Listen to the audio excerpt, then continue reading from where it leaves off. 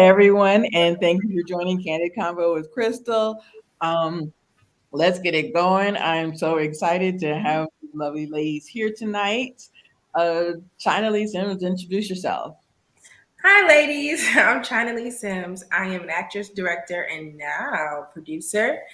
And I'm excited to be here today. Yes, go ahead. I'm just gonna go counterclockwise. So first home. Hey guys, First Home Tuber here. I am a realtor here in Chicago. My channel is all about helping people purchase their first ever property. Very happy to be here with the ladies. Queen NECA. Hi, everybody. My name is Queen Neka. Queen is my first name, or Queen is my English name, and Neka is my African name, but I like to combine them together at the same time. But Queen is my first name. I'm here in Los Angeles, and I'm a engineer, and that's pretty much it. I'm not as fabulous as China and First Home YouTuber, but I'm Of glad to course be you here. are. Exactly. Wow. She is just as fabulous. She's Okay. absolutely just We as know fabulous. it. We got one somebody else will be a little bit late, and unfortunately Bianca won't be able to join us tonight. But it's gonna be a fun night. So let's get it going. Tonight we're gonna be talking about submission in a relationship or just dating someone. And um what is submission, and how do you guys feel about submitting and being, this is 2021, it's not 1960s. 22. 22. I'm so sorry. It is Yes, 2020. please. You triggered me. So you know what? I'm gonna mix it up. Queen NECA, you know what? She is absolutely about to say the I do's. So I actually kind of want to start with her a little bit. And she is from Nigeria. So let's get, what does submission mean to you? I feel like this is like kind of a weird topic because even though I am African, I feel like my household was very, I don't want to say weird, but different because my dad and my mom and my parents were many years apart. So my dad retired early. So my dad was like the one that took us to school. Like when we got back, my dad was like, "You guys need to eat." Like my dad taught me how to cross my legs, put on my pantyhose, like, like all those things. And not to say that my mom was not there, but my dad was very hands on. And like now looking back at it, it's crazy because then you're not thinking that, right? But now, like thinking about it, I'm like, wow, like my dad was like super duper hands on, like, college applications, like all those things. So I feel like I have like a different aspect, but like there is a saying in my culture where it's like, I guess I don't want to translate, I'm going to translate it the best I can, but it's just basically like saying that the wife knows where things are hidden. Mm. So, like, knowing that, it's indirectly saying women are in control of the household because, like, if your husband's going to ask you, like, where's X, Y, and Z, only she will know. Only the wife will know. So I feel like there are some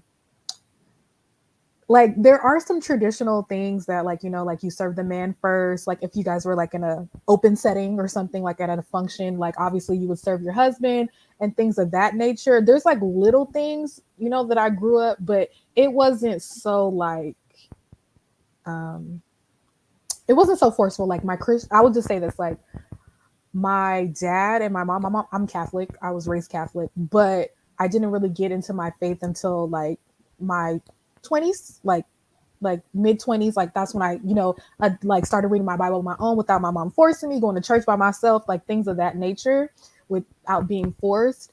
And my dad was, I guess, because like if you know about Catholicism, like people there's like you're raised Catholic and then you practice it. So there's like two different things, right? So it's like you'll be in a situation, you'll do the name of the Father, Son, and Holy, like because like you got in a car crash or car accident or something, right? But you haven't been to church or you haven't taken communion, you haven't done those things. So I feel like with that aspect of me, like reading the Bible and understanding, I feel like the topic submission gets taken out of context because it's always focused on like it's like weird how people read the Bible sometimes. It'll be like 10 verses, and then we talk about 10, like verse 10.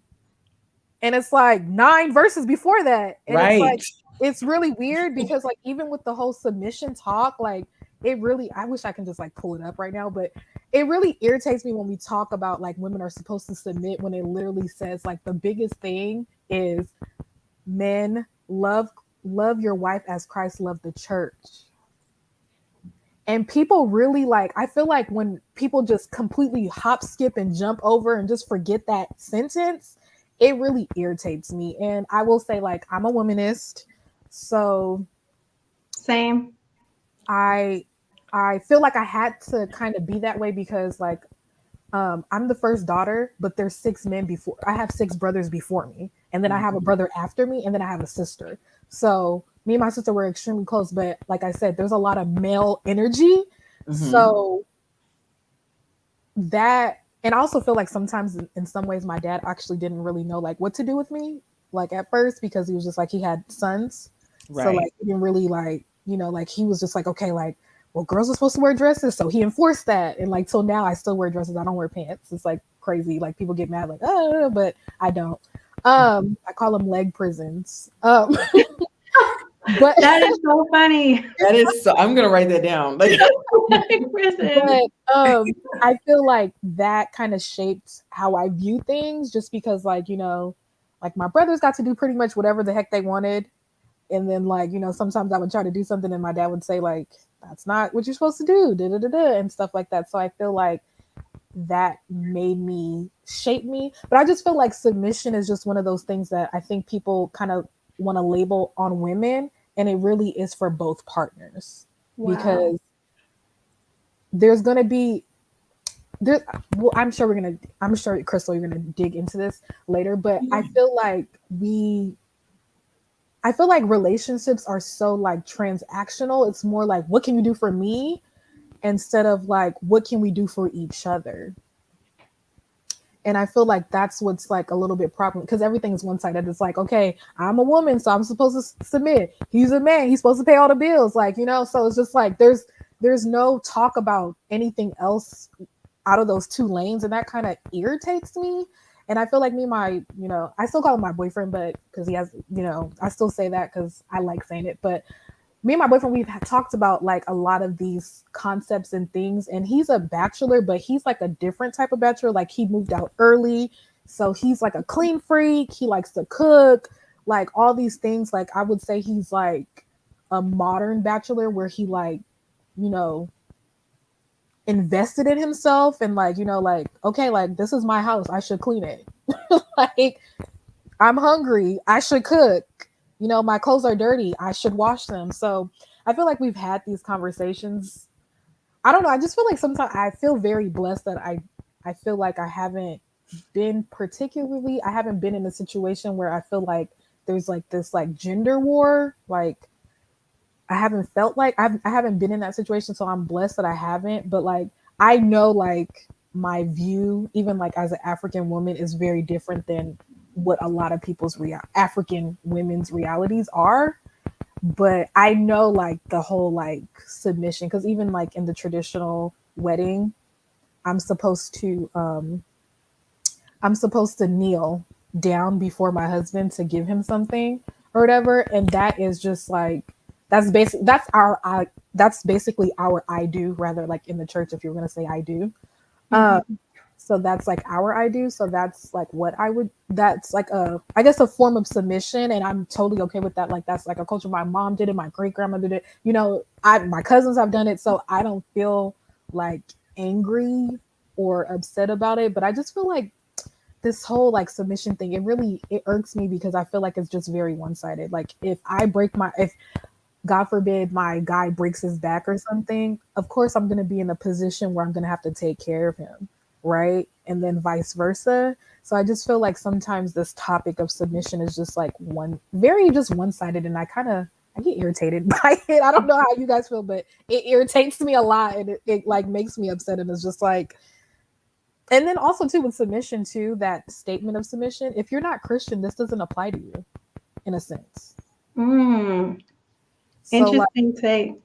sometimes even like, like this manosphere, or this, like all those guys with the podcast and all that stuff, like they're not even like religious. So it's kind of like, why is your focus on submission when it comes from the Bible and you're not that? Ooh, come on. But I don't know. That's just how I feel. No, but you have dropped some bars, some serious bars, and I love Bars. it. And it's so interesting because you have had such a vast um, relationship, like with your family and with your father. He has shown you something different than a lot of us who have not grown up the same way, has had not the same experiences. So you know what, China, and I know that you're from the Midwest, and I Mhm. just wonder, have you had a lot of experiences with men that may not have had that the same relationship with their mother and father, and been in those type of relationships, and how has that affected your relationship with them, Hmm. and how they want you to be submitted, how they want you to submit to them. Thank you. I'm definitely going to say I've dated men who wanted me to be submissive, but didn't have that growing up in the household, or just didn't have that. And those relationships were very short lived, for Right. sure.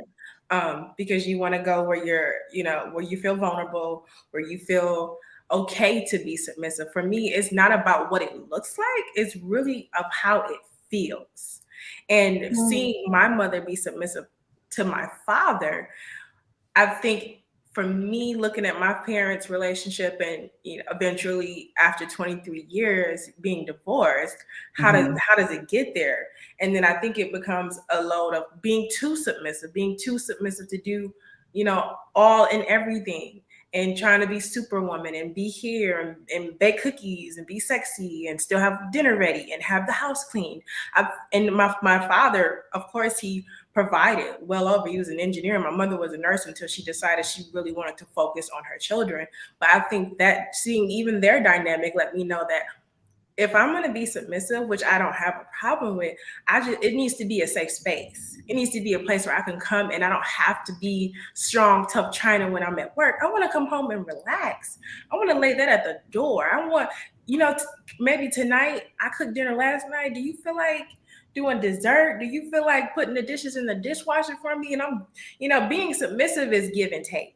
Because also I think a man has to be submissive as well. He needs to be comfortable enough that if he does want to provide for me, if he does want to take the trash out, that I'm not going to belittle him saying you should have been doing it anyway. So I think it's about feeling okay in that space, being vulnerable to be submissive. And not every man is deserves you to be submissive on every level. It depends. It really does depend. We're about to get into the levels in a second, but I'm going to go to first home. And China, you just touched on something that I wanted to talk about. To me, submission has to do with trust. It really did. Do I trust that you are somebody that I can be submissive to? So, first home, what does submission mean to you? And piggybacking on what China said, have you had that experience where somebody wanted you to be submissive and you weren't sure that was the right move for you? Go ahead. What I've learned is that, it's not, it's not about being, if you're going to be submissive, or if you're not, that's fine. But if you are submissive to what? I don't believe in just being submissive to a man because he happens to be a man or happens to be my man. I believe you submit. I agree with China said, when you're safe, like you said, Crystal, when you have trust, and when the person has a direction and a plan and is, expertly executing, that is someone worth submitting to, not just because that's your guy, right? So I think we should submit to vision, to excellence, to genius. Those are the levels we're talking about. Right? That's just my personal take. I have it's interesting though, the only relationship I've ever been in that I was considering for marriage, it was because he came with a plan that was already effectively in motion. And what he asked me was, he said, can you see, I want to say it exactly the way he said it. He said, can you see yourself within my vision, or something to that effect? And because of what he was doing and what I was doing at that time in the community, it really made a lot of sense. And so I said yes, but I never had a feeling like, oh, because this is my guy. Of course, I had relationships before that, but I didn't submit in those relationships at all. I wasn't difficult, but I mean, I to put your trust into someone, I believe you have to have a level of commitment and safety. And I don't think every relationship is that. I'm gonna switch it up a little. What if China? Yeah. What if a guy said to you, "What do you bring to the table?" Well, my own, if we have to, if we must say. I hate that question I do because too. I don't feel like I would ask a man that. What do you bring to the table? Honestly, I'm going to ask you. You know, what are your hopes? What are your dreams? You know, how is your relationship with your family? And when we talk about bringing to the table, it always evolves around income, which it's like I want to get into those things, but I feel like early on into the relationship, you shouldn't ask questions that you don't want your partner asking you. So that's going to be something, of course, like, can you take care of yourself? Do you have a house? You know, how do you see yourself retiring? You know, what do you want for yourself? What do you want for success? What does success look like to you? So for me, I definitely have a big, nice marble table.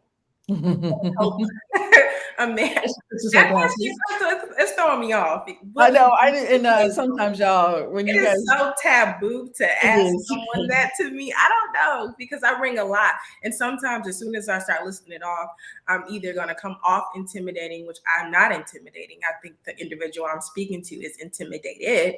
And I'm not going to shrink or dim my light because that's something that they've been used to or accustomed to in the rooms that they walk in. So for me, I don't really know how to answer that question without it coming off a little bit too boom, bing bong. You know, it is what it is. I don't know. I'm blessed. I'm gonna ask first home, and then I'm gonna ask Queen Neka the same question. I know y'all. Sometimes when you guys do shows, sometimes I'll just throw something at you. But it did something that first home said to me that I had to further down. But I said, let me just because when the gentleman asked that of you, like, do you see yourself in this plan? I was like, is that another way of saying, you know, what do you bring to the table? So if somebody were to ask you that, what would you say? And I don't think so. I just Yeah, I've never been asked that. And when I hear women, especially us, say that a man asked them that, it makes me so furious. I'm so furious thinking about it.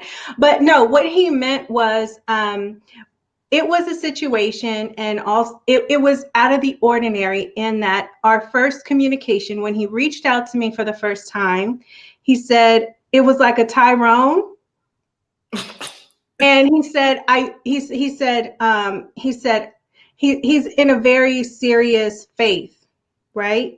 And okay. he said, I'm a man of faith and I'm approaching you for the reason of marriage. It wasn't like, oh, you look cute, hey, shawty, bo, you know? And so Hey, ma. that it was that conversation. He was presenting, he said, this is who I am, this is what I am building, this is what I'm working on, this is what I have done so far, you know, this is where you can go and see these things. And so that's what he meant. But no man has ever asked me what I brought to the table. I don't know what I would say. I would probably just fall out. Crystal, Right. to piggyback, I probably would say, can you be more descriptive about what you mean, what I bring to the table? Do you mean finance? No, it's just don't answer. You don't. You know, like, do you mean finances? Do you mean like what is it? I feel like It that's a doesn't matter. question for something else that he should just say. Like, if you know what I'm saying? Are you sensual? Do you like it like Be specific That's about actually a what I'm better bringing to question. the table. You know, So, Queen NECA, if somebody were to ask you that, and considering your upbringing, what would you say? Yeah, that's never happened. First, I would like to say Right. that. never happened. And I think I don't know, I don't okay, like I feel like okay, like I'm just gonna speak on African men, or at least the ones that I have dated. Like they're kind of the ones that try to like show you, like, sing and dance, try to show you everything that they're doing so that you can like enter their trap, or like, getting not trap, I shouldn't say that, but like engage with them per se. So like they're going to tell you like I'm a doctor, or I went to Yale, I did that, they're going to Mhm. be it's going to come up very quickly. So that's not usually what they say, but okay, I guess my version of what was it, what do you bring to the table, would kind of be like, can you cook, type of thing, maybe. Like, Oh, sorry, go ahead. Go no, ahead. go ahead. I feel like when I see this talk and men, talking about this question or posing this question, I think it's they're positioning themselves so that for them to be the prize, right? Because if you answer that question, like China, she has a ton of things going for her. I just met her and I'm impressed, right? So she'll say, "Oh, I have this, I have that, I have that." If you are sitting there listing all those things to a man, it's like you're auditioning. It's like you're trying Mhm. out. It's like you're Yeah. saying, I hate to say it, pick me because. And I really feel like it's a manipulative question because I think it's meant to do that kind of repositioning where Yep. you're now attempting to be with him. I think it makes the roles reverse, because Yes, like, at the end of the day, like, you know, like, I don't know if you China, like, say for example, like, say you wanted children, right? That would mhm. be like a thing that you would bring to the table, right? Or Yeah. sorry, this is what I'm trying to say, is because that kind of sounded like weird. But what I was trying to say is that the man is supposed to position himself in a way where it's like, this is what I offer, this is what I'm going to provide, this is how I'm going to take care of you, not only you, our children, X, Y, and Z. So if he's asking you what you're bringing to the table, it's kind of like reversing the roles. Like it doesn't necessarily like, because it's kind of like, no, like, what do you bring to the table? Like, not, don't worry about me, like, don't worry about me, but like, what are you bringing to the table? So I feel Mhm. like, and then also too, I think I tell my friends this and a lot of people that I have a very different view of men, because I think like the men in my family are like very like macho, and like are very like, I'm a man. Like if I call my brother right now, if all the power in my house went out, I can call him and he'll rewire it. Like, you know what I mean? So like I have, like I broke my desk the other day, and my brother seen it, and like he went to go buy it. Like he built me another desk. Like, and I didn't even say, hey, I need, like, I didn't say anything. Like I was okay with my desk being broken. Like, you know? So I feel like I kind of have a little bit of a different view of like how men are supposed to be. And I feel like since like this new wave of like this like man on the manosphere and like all that stuff, the Kevin Samuels, I feel like they to me, they give me feminine energy. So I don't even see them as men. So like even like when I some of the things that they say are triggering and obviously do irritate me. I'm not gonna say that it doesn't, but when I see them, I don't see, like, to me, that's not a man. Like that just couldn't just be like what a man is supposed to be. So it wouldn't, like, to me, like with my friends and like how we were raised and stuff, that would not be like somebody we can bring home. Like, what are we gonna tell our parents? Like, mom, I met this guy and like his job is like abusing women, or like I don't, like, on the internet. Like, what are, like, you know what I mean? Like, what are we supposed to, like, how am I supposed to present that to my family and them being accepting? You know what I mean? So it's like, I don't know. It's just it's very, I don't know. Like I said, like I just have a very different view of men. So it's very like, it's, they quickly are checked off my list very quickly when I see certain things, just because like you're not even doing anything. So it's like, why are you talk like I'm a talker, you a talker, like this how I don't get it. Like who's gonna build something? Like I don't get like it's just I I hear don't what you're know. saying, and it is, and honestly, and welcome Ida to the show, everyone. Thank you so much for joining us. Ida has been very busy, and I really appreciate her coming in. So, Ida, and I agree. It's like I'm proving myself. Why do I have to prove myself? Ida, the question is, what if a guy asked you, what are you bringing to the table? I mean, I'll ask him as it pertains to what? I mean, because there's so many different tables, like I think that at this age, the basics should be there. Like I shouldn't have to be like, so you have a car, right? So we shouldn't have to be having those conversations. Hopefully, we can skip over that, but it depends on what he's looking for because like he could be like looking for like the last guy I dated, he was like, the one thing I like about you the most is that you're my peace. Like I have such a stressful job. When I come home, like you're my peace. And that was like super important to him. And like we had been dating for a while before he was like, didn't you go to Prairie View? I was like, yeah. He's like, did you finish? And I was offended. I was like, yeah, I finished. But clearly that wasn't important to him. Like he really wanted to know like what I brought to the table as far as like emotional stability. That was really important to him. So if he wants to know, but then when we start talking about investments, I was like, what you mean? Mm. So then he wanted to help me in that area. But for him, that was the most important thing. But if somebody's like, what do you bring to the table? I think women naturally go to like the tangibles. And for me, intangibles are really important. Like if you don't have a degree, you can get that. I'll do your homework. Like if I like you, I'll do your homework.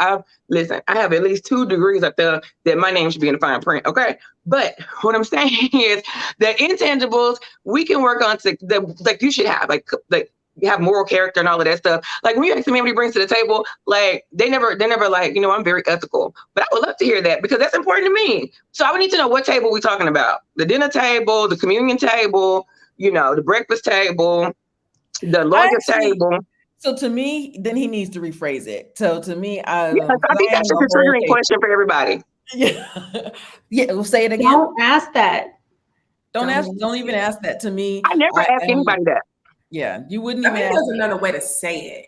There You can you say go. like, what is it that you do? What is it that you are looking for out of a relationship? What do you want out of your partner? And I think that's a better way to kind of like navigate of, oh, this person has these qualities that check off what I want or are non-negotiables for what I want in my partner, instead of saying, what do you bring to the table? If I start, because then it seems like it's a pick me, you're proving yourself, or it kind of becomes like a contest. Oh, I'm doing this, or I have X, Y, and Z, or, it just seems so like I offer all these things, and that's just like, that is really And not. all of it can be fake until like you got all these qualities until proven otherwise, in my opinion. I mean, like, unless like the tangibles, the things we can work on. Like if you say you got this kind of car, I go outside, there's the car. But if you like, I'm honest, I'm hardworking, I'm dedicated, I never cheated on nobody, that's yet to be seen, sir. So you can listen, that's yet to be seen. But the intangibles, the tangibles like the car and I got this kind of job and stuff, like more often than not, men ask me in the first conversation, like, so what do you do for a living? And usually I tell him, well, you're looking at it. He was like, you're just at the bar. I was like, yeah, I just be hanging out at the bar. Like, I don't want to talk about my job because you're really not interested in my job. You just want to know if I have one. Just like, do you have a job? I'm still going to say no, though, because I'm petty. Because it doesn't matter. It doesn't matter. Unless you're asking me because you really want to know what my deficit is every month financially. Is that what you want? You want to know if you can fill the gaps. Just say that. So has it been hard to be a career woman and be submissive at the same time? First home. I'm going to go to first home and then Ida and then back up to China. Yeah, I was in corporate America for a number of years and I had a very high level job. I had a lot of responsibility, lots of employees, 2 offices. It was a lot. And I did find it at that time, looking back in dating situations, it was very hard for me to turn off and be softer because I was operating all day in a completely different space. And so for me, that was a challenge. And I even for many years realized I should probably stop dating. I did. And so, yeah, in terms of career in that aspect, I think in a leadership role, in a high stress role, that could be hard to just switch. And I'm actually naturally nurturing and soft. It took work to operate in that way when I was in corporate America. So yeah, for me, that was really, really difficult. And so now I feel like it's very important for people to do work that speaks to who they actually are, because it helps you be better in relationships, in my opinion. I have a follow up question because you had the high level job, Right. and you were dating at the time. Did gentlemen come up to you and say, you know what, you're bringing your work home, or how did they approach you in that? I found myself like I had to be in control of everything, because the job was the priority in my life. So I meet a guy, he's cute. Yeah, I want to go out with you. But the time was based on my schedule. Where we went was based on where I wanted to go or needed to be next. And it's just, I was definitely controlling all the things. I wasn't in a position where I could fall back and just allow someone to make decisions regarding my time because, the job was the priority. What about you, Ida? Has it been hard to be a career woman and be submissive at the same time? Um, so it's a two-part answer for What me do you because what do you consider submissive as well? what do I consider submissive? Yes, Um, in a relationship.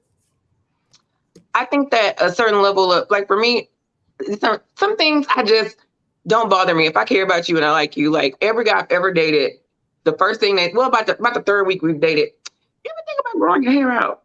And I'm like, my hair is always long when I'm like in relationships. Then they're like, grow your hair out. And I'm like, sure. Then I just go give me some braids down to my ass because then see, you shouldn't have me grow my hair out. But as soon as like initially it's like I just let a short hair. She's something about the short hair. Then they're like, can you grow it out? I don't mind growing it out because I'll cut it right back off. Like I don't care. So like to me, like certain things I don't really argue about. Like where are we going to eat? It don't matter to me. You can pick something. We want a Chipotle then. Like certain things I just don't really go back and forth about. But and for a very long time, when I first started dating, which was when I was 16, I only dated men that I felt like I could control. So I didn't have being submissive was not a thing to me. I knew what it was, but I was like, that's for somebody else. It's clearly not for me. And I learned through, self-reflection and therapy that's because I've always seen my mom be in control of everything and everybody, including my dad. And even now that I'm older, I'll be like, don't talk to him like that. Don't do that. Like, and then like, we'll have to have like a little stare off, like, because as I'm getting older, I'm learning that like, it just like some things you don't have to run every goddamn thing. Like if he like, hey, I want to go here for breakfast, and then you like, well, I don't want y'all must argue. Like it's just breakfast. Everybody's serving the same eggs. So, but just growing up, seeing that my entire life, I naturally dated guys that I knew I could control and that I knew that I was like intellectually superior to because like I just did. But after a while, after I started seeing my therapist, I'm still seeing, she told me, she was like, your problem is you're getting relationships with guys that you want to control and you want to be in charge and all of that. And then after you get tired of it, you're frustrated and you're like shaking them like, why can't you just be a man? Why gotta do everything? And she's like, that's because that's what you like. And I was like, well, that's not what I like. She's like, so stop dating men like that. So it was like a huge eye opener for me because I used to be proud of the fact that like I could tell my boyfriend everything to do and what to do and when to do it, like all the time. But that didn't make me happy. And also that stopped him from cheating, which that's probably tied in, but that's not what we're here for. So anyway, so then after we had this long conversation, I broke up with the boyfriend I was with then. After that, that's when I learned more about kind of, I think submission could also be synonymous with like cooperation and like acquiescence. Cause sometimes it's not about like, I'm going to do everything you want me to do. But sometimes it's just about like maybe being intuitive and being like, you know what? I went out last Friday. I'm going to just stay at home tonight. I'm going to cook when he get home. He'll have some food. Or I know whatever, I'm going to take him lunch to work today. And that's not necessarily putting yourself at a disadvantage. I think that's what people kind of hear when they hear submissiveness. But, not submissiveness to me could also just be like being that man's piece. Like at my job, I have so what some people think is a stressful job, But as far as me being submissive in a relationship, like when I tell you, as soon as I get home, I get off work and I just already whining. I'm like, oh, I feel so tired. Oh, it's no gas in my car. Like, listen, baby, I'm ready. Like, I'm like, oh my God, there's a light on. I think it's the oil change light. I mean, like, you just want me to make the appointment? Like, I am fine with a man being a man, especially if he knows how to be. Like, I'm Right. fine with that. Like, I'm not about to be like, well, I took it to the dealership and they said such and such. I'm gonna be like, the expectation is for like, if that's something that you're concerned about me going to the dealership and getting played, you can just take my car and I'll take your car.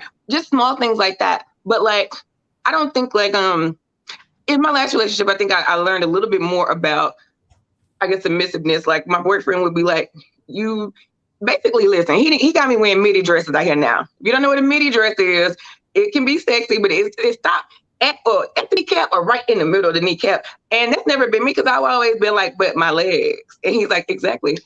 You need to wear longer dresses. So I now have a closet full of long dresses. I ain't wore a romper in months, and I'm not even wearing them anymore. But just these small things that I didn't mind doing. I was like, I can still be cute and respect his wishes about how I dress when we go out, or whatever the case is. But I don't have a problem with being submissive at all. I feel like I do so much at work. I'm in charge of too much at work. So when I come home, I do want to be like, oh, can you get my backpack at the car? I'm so weary, so tired. So I really want to go back to I want to go to China because it's something that Ida said, and I want to touch on it with China. So do you, because you travel a lot, you every woman on the move, like you're a mover and shaker. So do you find it hard to turn it off when it's time to submit to that man? Do you find it hard to submit? Or because to me, when I am in a relationship, I don't mind fixing your plate. I don't mind doing those things. But I agree though, with first home, sometimes it's hard to, because we're doing so much. So go ahead, China. Do you think it's kind of hard to turn it off when it's time to? I'm gonna say yes because, like first home YouTuber said, it really is because when you have so much responsibility, and we got to be these tough, can't show emotions sometimes, especially in certain male-dominated fields. It is, and honestly, I've been dating more, and I remember having a conversation, and the gentleman kept um, correcting me and saying "we" and "us," and I'm like, I had a long day today. I don't know how your day was. I just kept saying me, me, me, me, me, and not thinking us, us, us, us, us. Granted, we were still very, you know, uh, still didn't hadn't known each other that well. But he kept mentioning like you keep talking about self, and I think he mentioned to me that I was just so tough, and he also mentioned that I was like selfish. I'm like, I'm not selfish. I'm self full right now because all right now, particularly when I'm at work and when I get off work, self is who I have to make sure I de-stress, that I calm down, and then I still take care of me after taking care of so much other things to make it work. You've worked in production, Crystal. You know how it is being behind the camera, how much you're responsible for not just yourself, you're responsible for the entire crew. So it is really hard for me to travel from this side of the country to go to this side of the country and remember that, oh, your favorite drink is, I don't know, an old fashioned. When I'm tired today, I don't want to drink. So it is hard for me. It is hard, and I'm learning to adjust it. But again, I don't think I found the right partner who's okay with knowing that she has a lot of masculine energy at work, but when she come home, she wants to be feminine. She wants to relax. Right. She wants to feel safe. And I don't think I've found that that's just yet. I hear what you're saying. Actually, I love that self-full and not selfish. And what's interesting is I actually have had the experience that a guy was speaking French, and we were that we, and I'm like, we're just like a month in. You just speaking all this French, and I'm like, I'm still on I, and so I really do think it is tied to that trust. I do think that how can I trust that I can submit to you and be that woman to you if I'm not sure? Go ahead, Ida. You were going to say something. No, you're on mute. You're on mute, Ida. You're on mute. Shoot. I said I was clearing my throat, but you saw me thinking. So my question for y'all is, it sounds like you guys are not incapable, but just had lack, not distrustful, but lack the trust to submit. But what are you saying to lose by just doing it? Or is it that hard to let go of that control? Because what, like, if you're like, okay, it's been a month. I love a wee man. You could wee me to death because I want to be weed to death. Because when I start talking about my bills, we got bills due. We need an oil change. We What hungry. city you live in? Because you know that differs. It differs. What city are you in? I live in Houston. See? Wait, no, see nothing, girl. Listen, if it was all what it was supposed to be, I wouldn't be in my 39th year of life on this earth, single like a dollar bill.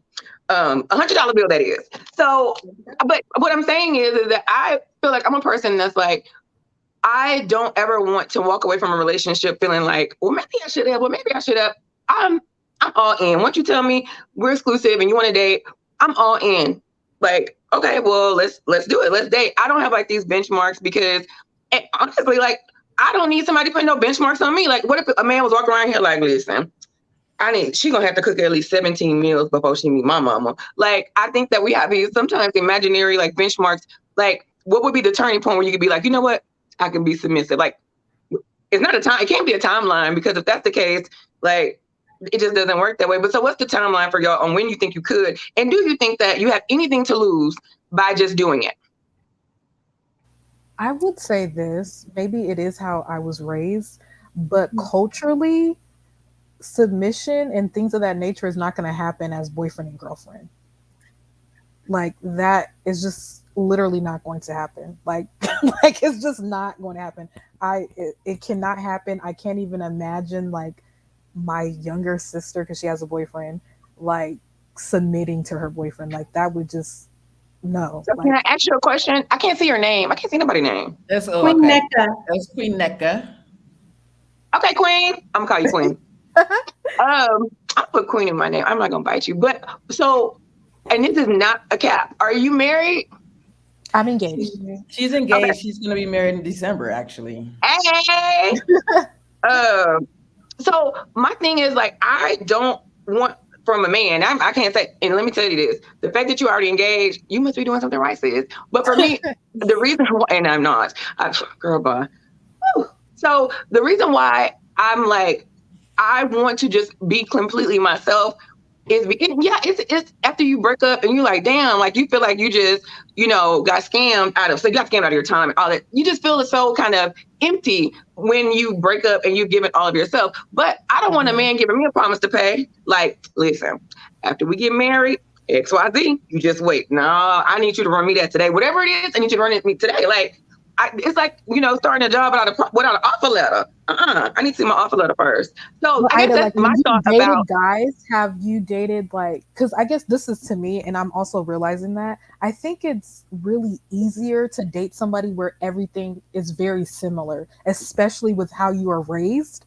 Because me and my fiance, like, we're almost the same, like, in as far as how we were raised. Like, there's not anything like very different. Like, I would tell a story and he'd be like, I have a story, or and so, like, certain things of that nature are like similar. Like, even where we're from, like, I'm like, okay, well, I guess, like, with Houston, I know about Houston, like Houston and Sugarland, that's like the proximity of how far traditionally, like, where we are from, how far we are. So, like, our connection, like, what I've learned to, I've only dated like 3 guys, so I guess I can't really be like, I have all this experience, but I the ones that I knew, like, for sure, that the last 2 that I didn't work out with, like, how we were raised was just different.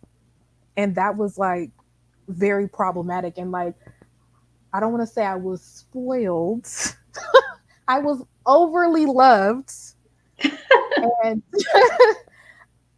and you were treated like a queen. Right. Well, I don't see no issue. Yeah.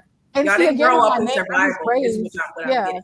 My dad always used to say that I did not name you a bastard. I named you queen. So like, when, like, that is, I feel like my parents really were just like, they overhyped like who you are. Like, you're this, like, you're going to be the greatest. You're that. So it made me, I knew when something was wrong very quickly.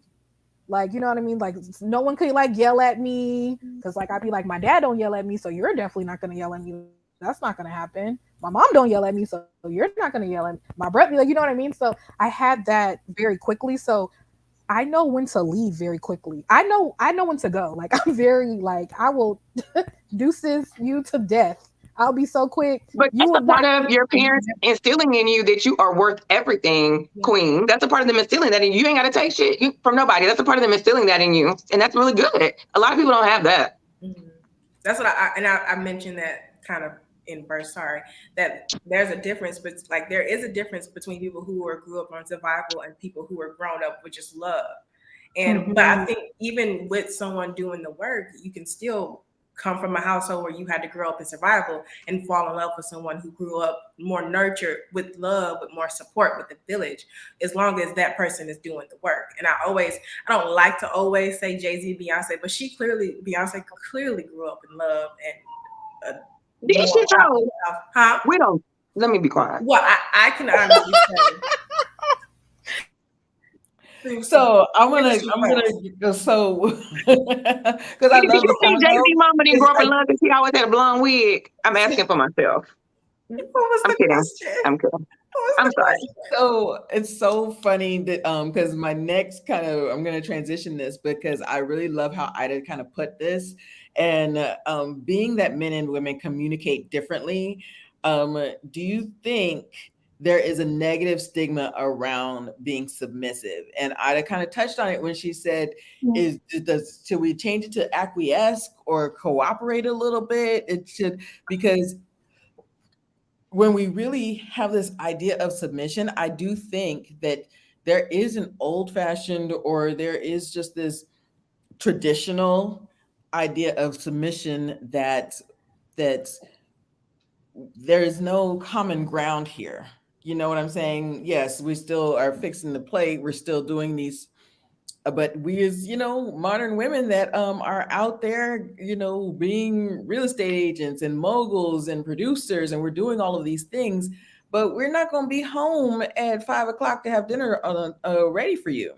So how can we find that happy balance? I'm actually going to go to China first and then Queen Neka. Well, I think finding that happy balance is making sure that will work because finding that balance is making the time and being a little more. It's when you don't have the time, you kind of got to get creative. So maybe if I didn't cook dinner the night, I may have, hired a cook. I may have hired a chef to just make it more intimate, or um, having a considerate partner. If you know, like, I said I was going to be home by 8, but we're going into 12 hours filming today. I'm sorry, babe. Can you handle dinner? And, so I think it's a really about organize, like being considerate. I Being intentional, said it again. being intentional a little It's bit. being intentional, yeah, because the intent for me to cook was definitely gonna be there, but the fact that I didn't make it home on time is it's out of my Yeah, the hands. intent. So I intended to cook I you intended, everything. but so And what you if know he has what? an Now issue with I'm that? What if he has an intent? What if he has an issue with your intention didn't match the actual uh, dinner on the table? What if it didn't match? What if he has an issue with that? ooh, then I'm gonna have to try to be a little submissive later on There and you make go. up for it. Cause I'm sorry. And let me show you how I appreciate you wanting dinner and how I wanted to cook dinner, but it just wasn't the case. And I think also, a lot of times women are okay to be men can be busy and not Mhm. keep up their part of the household as long as they're providing.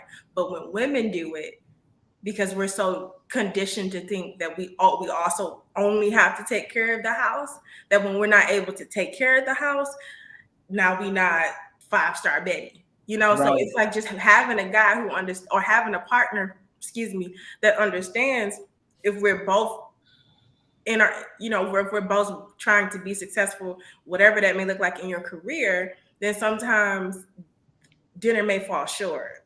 And we're gonna have to get creative like that. So for me, it's gonna be having an intentional and a considerate partner who's okay to cook as well. First of all, I'm gonna DeSalza, I'm gonna kill you. DeSalza said he can call his mom and have dinner with her.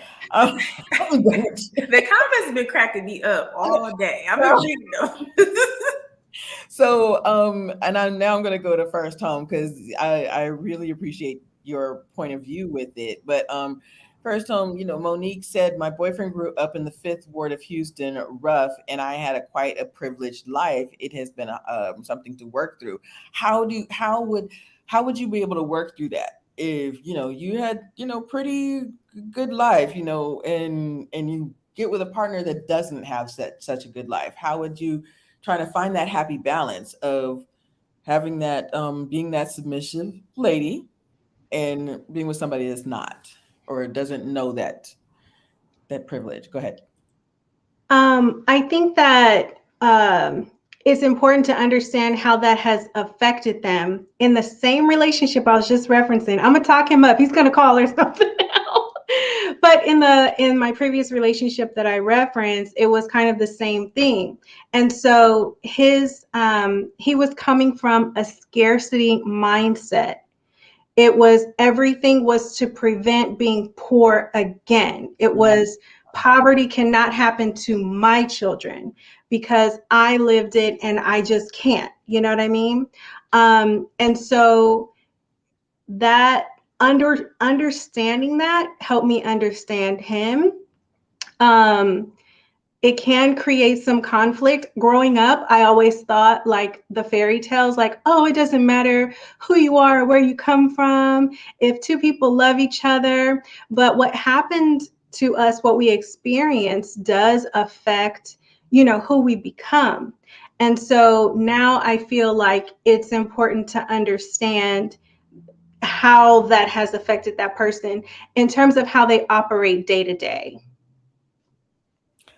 Um, so Queen Neka, how do you find that balance? I actually think that you'll be able to find that balance because you've had a father that showed you a different side. So how would you be able to find that balance? Once after you walk down the aisle, and have you been able to find that balance with your boyfriend currently?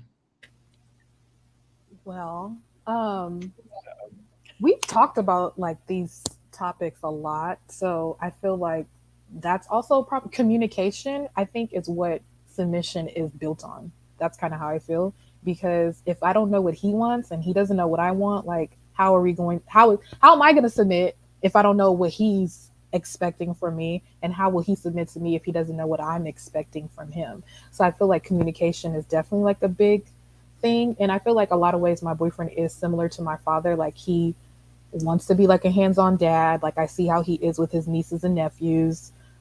He's good around children. Like I said, like he's like a self-proclaimed bachelor, but like he knows how to clean. He's a cook. Like all these things that it's not like he's not.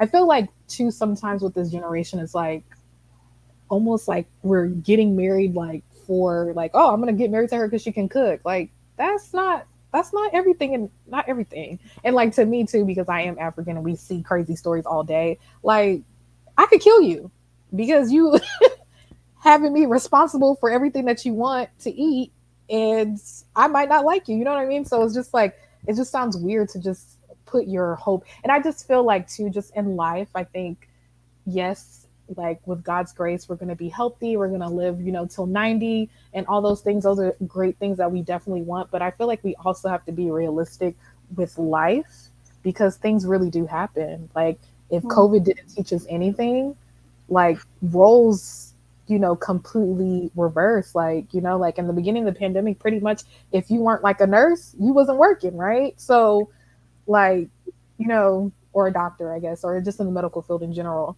But like I mean, even in the medical field, because I have a friend that's a plastic surgeon and she was not working for a long time. But like, so I just feel like sometimes with like this idea of marriage, I think we're not really truly like even in the vows, like, for better and for worse. I feel like we're not focusing on the worst part because even let's say like your man is the provider and then you're gonna be like a stay-at-home mom or something, right? That's everyone's quote unquote idea, but ideal, vision or whatever. But what if he gets sick? Or Right. I mean, like, Or, there's so many things. I feel like as humans, we need to be well rounded. I'm not the greatest, so maybe I can't really talk about that. But I mean, I feel like in some aspects, like if I did need to do something, I would figure it out. And I feel like in general, like men and women, we both need to be, figured out. But I'm very okay with being a damsel in distress. very I'm very good at it because I'm very, very, very, very good at it. So I'm not gonna sit here and act like it. I guess to me, maybe the word submission is probably what I have an issue with, but I think I am very submissive. Like even without like saying it, but I think I actually am now that I think about it. So I think that what you just touched on really is the issue sometimes, is that sometimes submission sounds like dominance Mm-hmm. to us, to women, and we really want to know, can we trust you to be submissive? Can we trust you to, it's not just making sure that we put the plate on the table and make sure dinner's ready for you, but we're listening to you, and you're making decisions that affect us and possibly our children. So that's where the line, that's where we need some more communication in that aspect. So I'm actually going to go to that next because everybody in the chat, I've been seeing the chat, but I've been seeing everything, but there are layers to submission. So I'm gonna touch on this. It's so funny. I have a good friend whose ex wanted her to cancel her car insurance and put her name in his car insurance. Now I need to say that she's Where married do I to. sign up? She likes What'd you, that. what'd you say? I did. Where do I sign up? Because I have to have very high limits for my job, so I need to know this. Where can I sign up? Well, I actually think he's in Chicago now, but Oh, she's actually very good with money. And this is the the thing. coverage is okay. Right. But so she's actually very good with money. There's nothing wrong. It was being paid on time. There was no there was no issues. This is just what he wanted. This is just what I want you to cancel what you're doing and and I'm like, why? And she said, no, they weren't, there was no, she didn't sign no marriage certificate. They were just dating. So what? He And wants to do something for her. He didn't give I'm a not mad at reason, that. or was it just that no, he could pay for it for her? right. He wanted What is her he to. standing to gain by paying her bill? Like, I don't think there was any ulterior motive. Mm-mm. Yeah.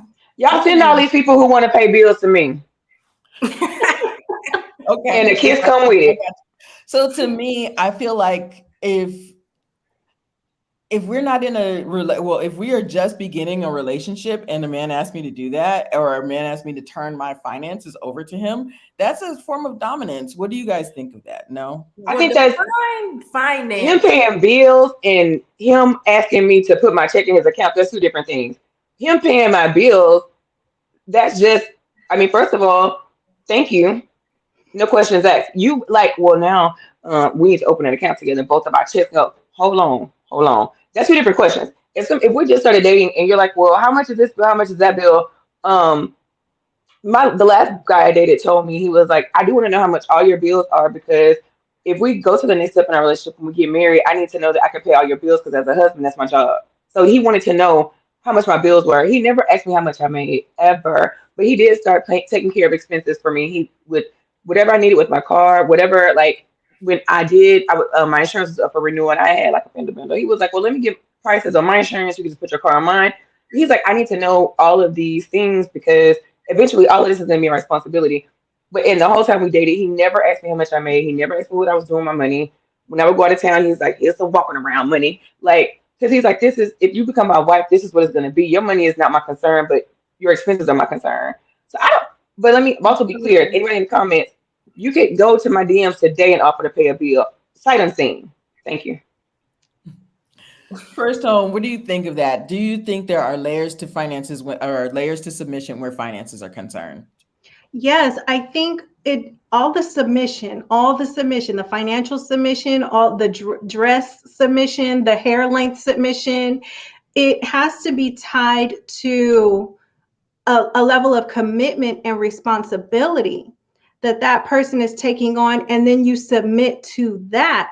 Also, you only submit to that when that person takes on the responsibility and you are confident, right? Because you're the one who's going to be submitting. You need to be confident that they are competent to lead. Right. And you as an individual, not, there is no, magic test. But as women, we know when we are safe, we know when we can trust, that kind of thing. So you as a woman, that's when that can happen. Um, in terms of finances, I totally agree with what Ida's guy. I understand a man asking about your finances because, again, he's going to take on that responsibility. But if a man asks you how much money you make, wave the rest of the red flag. China, what do you think of that? About Layers, are there layers to submission, especially when where finances are concerned? yes, I definitely want to say there is layers, because you're not just going to, show him, your savings, your 401k, your rainy day fund. You're not going to just show that to someone you don't feel comfortable with. You don't. It needs to be a level of trust. There needs to be some understanding as far as, like, if we're discussing not only my finances, we're discussing your finances as well, or your debt. What is that? What does your debt to income ratio look like? And then those are questions that I start to ask myself, like, well, would I want someone to ask me this so soon if I'm not comfortable? So it is definitely layers. I feel a lot of times a lot of women will go ahead and just, some, not all. Not granted, I do want a man who can provide and wants to do those things for me. That's appreciative. That's loving. That tells me you care about me in some form or way. You care if I ate today. You care if I made it to work okay in some form or fashion. But it's definitely layers, because you don't want to just discuss finances too soon, because then that could go left or go right. Right. Someone can pay for something and then y'all break up and now you stuck with the bill. So And that, I it's do need to layers to preface, it. they were just dating. They weren't in a committed relationship, and she has no issues with her finances. Like, she's actually very good with money. So, and she has a good career. This is just something that he wanted her to do. And he asked her very quickly in the relationship to do this. So to me, that's a red flag to me, because Something's Well, going was on there. he? If I it don't think had it's to be the insurance, I would say the insurance for me is a lot of personal information. So that could, I Yeah. don't know him. I don't know the vibes you got from him. But for me, it's like, okay, well, if you just looking to take on a bill, I got to assign you a bill. But if it Yeah. had to be the insurance, if he was adamant about it being the Yeah. insurance, yeah, that's a red flag because he needs all of her personal information, Yep. information that he can do a lot of stuff with. But if it's just the light bill, you can pay that without logging in, baby. Thank you. right. And so here's the thing. He has also asked her for the phone, but to do the same thing for the phone bill. And she said, why don't you just give me the phone? Just give me the money for the phone bill. If you want to pay my phone Again, bill. you can go online and pay without logging in, or you go to Right. the You can store and cash pay You without at know, you me. logging want me in. to You can cancel Zelle my, me. You can to take cash it out at of me my name. without having to get my information. Or give me an allowance. I don't want to And get that's into it, baby. it. Just give me an allowance. Well, then that's what she said. She said, just give me the money. If you want to do that, just give me the money, and not me canceling my bill and turning it over into my name. So these are, to me, that's a red flag. Oh, I Yeah. don't And go. again, it is layers, because you have to be comfortable with doing so. Because I don't, I, I used to have this whole thing where I was never ever comfortable asking men for money. I would let them offer only because my father never let me go without. I never had to. So my parents and my tribe definitely made sure those were things I never had to do. So when I would, it's like, I want to meet a generous man. Yes, I have a bag, but do I got to ask you? I'm already strong, and have to be, all for me as it is. Sometimes I don't want to have to ask. If I got to ask you, I'm just going to go get it myself. Right. And to me, that was a red flag to me, that I needed to cancel my bills in my name and put it and turn it over to him, instead of just give me the money and I'll pay it. And until I got that ring on my finger, or until there is a something signed that says that I am, and I'm changing my last name, I don't know why. So I did want to ask that question, because I do know that there are layers to this. And where it comes to the money, and David said something earlier, that when um here, the problem is okay. I'm thinking that problems often happen when women lose women sorry when a woman loses the respect for a man, oftentimes when she becomes more successful in her career than him, often reflected in earnings. So I really wanted to tackle that a little bit. First of all, I don't know that we lose respect for him. Go ahead, China. Go ahead. No, because I feel like it's not gonna be, oh, I'm making more money now. I'm gonna look down on you and think less of you. I just feel like a man who's gonna be enterprising is never gonna be broke. And Whitley Gilbert said it best: enterprising, educated, and you're headed towards a goal. You may not have the cake yet, but as long as you have the ingredients to make the recipes, you don't just get the measuring and mixing it up. So I just feel like because a woman is making more money than you does not mean she's going to lose respect for you. You should be a high value man whether you make 8 figures or not.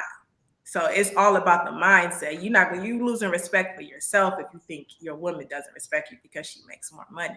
Look at Obama and look at the Obamas. I mean, their relationship to me honestly stand the test of time. He didn't have money, he had a hole at the bottom of his car, but Michelle still dated him. So you think because she made more money than him or was getting better grades than him at the time that she respected him less? Hmm. Yeah, I got to come with or without the job or the corporate tag or the Mercedes Benz. That needs to come. You got to wear the crown before you actually have it. And he lived with her parents while he was in college. You see what I'm saying? She did more than I would have done. I'm just saying. But first of all, Barack Obama could have been a street sweeper. He was with the finesse. Baby, he was out there smoking them cigarettes like, what's up, Michelle? Exactly. Because when they met, she was already a lawyer and he was an intern. So he had some game. Ooh, I can't even imagine. I So can't even David is saying imagine. that that's the wrong example because they are the exception to the rule, I guess. No, they are not. No, But they are not. I'm not but gonna. Queen NECA, I'll go back to David's question, David's statement. It was very interesting. What do you think about this? The problem often happens when a woman loses respect for a man, oftentimes when she becomes more successful in his career. Do you think that there is any validity to that we don't respect him or want to submit to him? Queen NECA and then Ida and then First Home. I guess I can see it from like two different like I guess I can see it in two different lenses. I will say this, like in the African community, a lot of times you don't know who in the family is the one that's carrying the bag. A lot of times women really do like a very good job at covering their husbands, and not in covering like to say that they're ashamed of them or anything like that, but it's like you don't know who's making the money. Like it's very like, you don't know who is really making the money. So I feel like one, if a woman starts disrespecting you because she starts making money, she probably didn't respect you in the beginning, and there probably were signs there, and you just didn't. Clearly, you just didn't acknowledge them. And then I guess on the other hand of what I was going to say is that I feel like I don't know. I feel like I don't know. I don't agree with. I don't necessarily agree with David. I don't. I think I just feel like it's kind of the same thing too, because we can say that that can flip like a woman getting pregnant, or you met her, she was thin, and then she got pregnant, or she had a couple of kids and then she gained weight, and then does that justify the husband going out to date skinny women behind his wife's back? You know what I mean? So it's like I feel like it's kind of I don't know. I don't really agree with that. I just feel like I'm gonna Okay. black women. I think black women are definitely in a position where there's not many options of like if you're a lawyer, right? There's not many options of the chances of you also marrying a black lawyer, right? Like maybe most of your colleagues, if you do see other women that are or if you see other black people that are lawyers, there are probably other women like you, or what I'm saying. So it's like I feel like that's not. I don't know. I just feel like in the Okay. black, that's it's kind of like tricky just because of like how many, like just in your profession alone, like how many people can you think that you see that are also black men in the same position you are? You know what I mean? So it's like Mhm. I don't know. I don't know. So I'm gonna go to Ida and then First Home, and I actually I kind of like David's question here too, but Ida, do you think that a lot of times submission has to do with respect as far as him having money? I'll go back to it. Here, let me go back to it. Sorry. uh, Respect for a man oftentimes when she becomes more successful in her career than him, often reflected in her in earnings. Do you think that we respect or we are more willing to submit if he's making more money? Absolutely, to me, unrelated. And I'll explain. I believe it's unrelated because when you meet somebody and you're in the beginning stages of a relationship, let's say you're a month in, first of all, I'm going to know from our initial contact whether or not I respect you, period. Now, oh, am I going to submit, blah, blah, blah, blah. It's just a level of respect that I know I am or am not going to have for a man upon meeting him. So also at being at the very young age of 38, I can tell by the way somebody speaks, carries themselves, whatever it is, I can tell, if it's just about, first of all, I read energy. I can just feel like, is this person serious? It's just certain things you do. Like I went on a date the other day, and when I walked in, the person was sitting down. He didn't stand up when I came in. Like he really hugged me like this, and I was like, oh, it didn't make me like or dislike him, but I can't stop thinking about that. Mm-hmm. Like so it's just those for dating for someone, you pick up on certain nuances. So as far as like the making however much, I know that I can afford how I live. So initially, my thought is in this whole like dating process, can you afford how you live? At that point, it's so early. I don't have to know anything about how much you make. And I don't think I've ever dated anybody who asked me how much I made. Um, but I guess that's either because I was paying all the bills or I didn't pay any of the bills. So anyway, but the respect has nothing to do with money. And so I just, it's kind of like if you are, like you get a new job, you meet your new manager, you're not like, I need to see his resume before I respect him. No, you work with him and you like, okay, he's so smart. I can learn so much from him. I really respect. Like, man, he's so smart. It's the same. Like you're looking at a person, you're looking at their character. To me, that's where you're judging the respect for him. It has absolutely nothing Right. to do with money. Because conversely, like we all know there are women out there that don't make a lot of money who, they get whoever and they get whatever. I'm not saying by any unsavory means, but I'm just saying that like if that's the standard, then we're leaving a lot of people who are just maybe just average earners out of the conversation, and I don't think that's fair. And for me at this age, where like the pickings are slim, child. I mean, I'm dating people or meeting people who got grandkids at this point, so like the pickings are slim. That's not the reason why you have to be more I don't know, kind of thoughtful in your process, but it's not all about like who makes the most.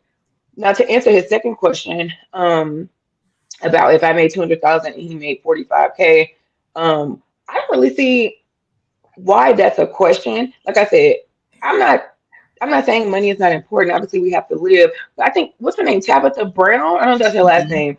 She just like a few months ago came under a lot of fire for saying she finally had a chance to retire her husband. Everybody was so mad about that.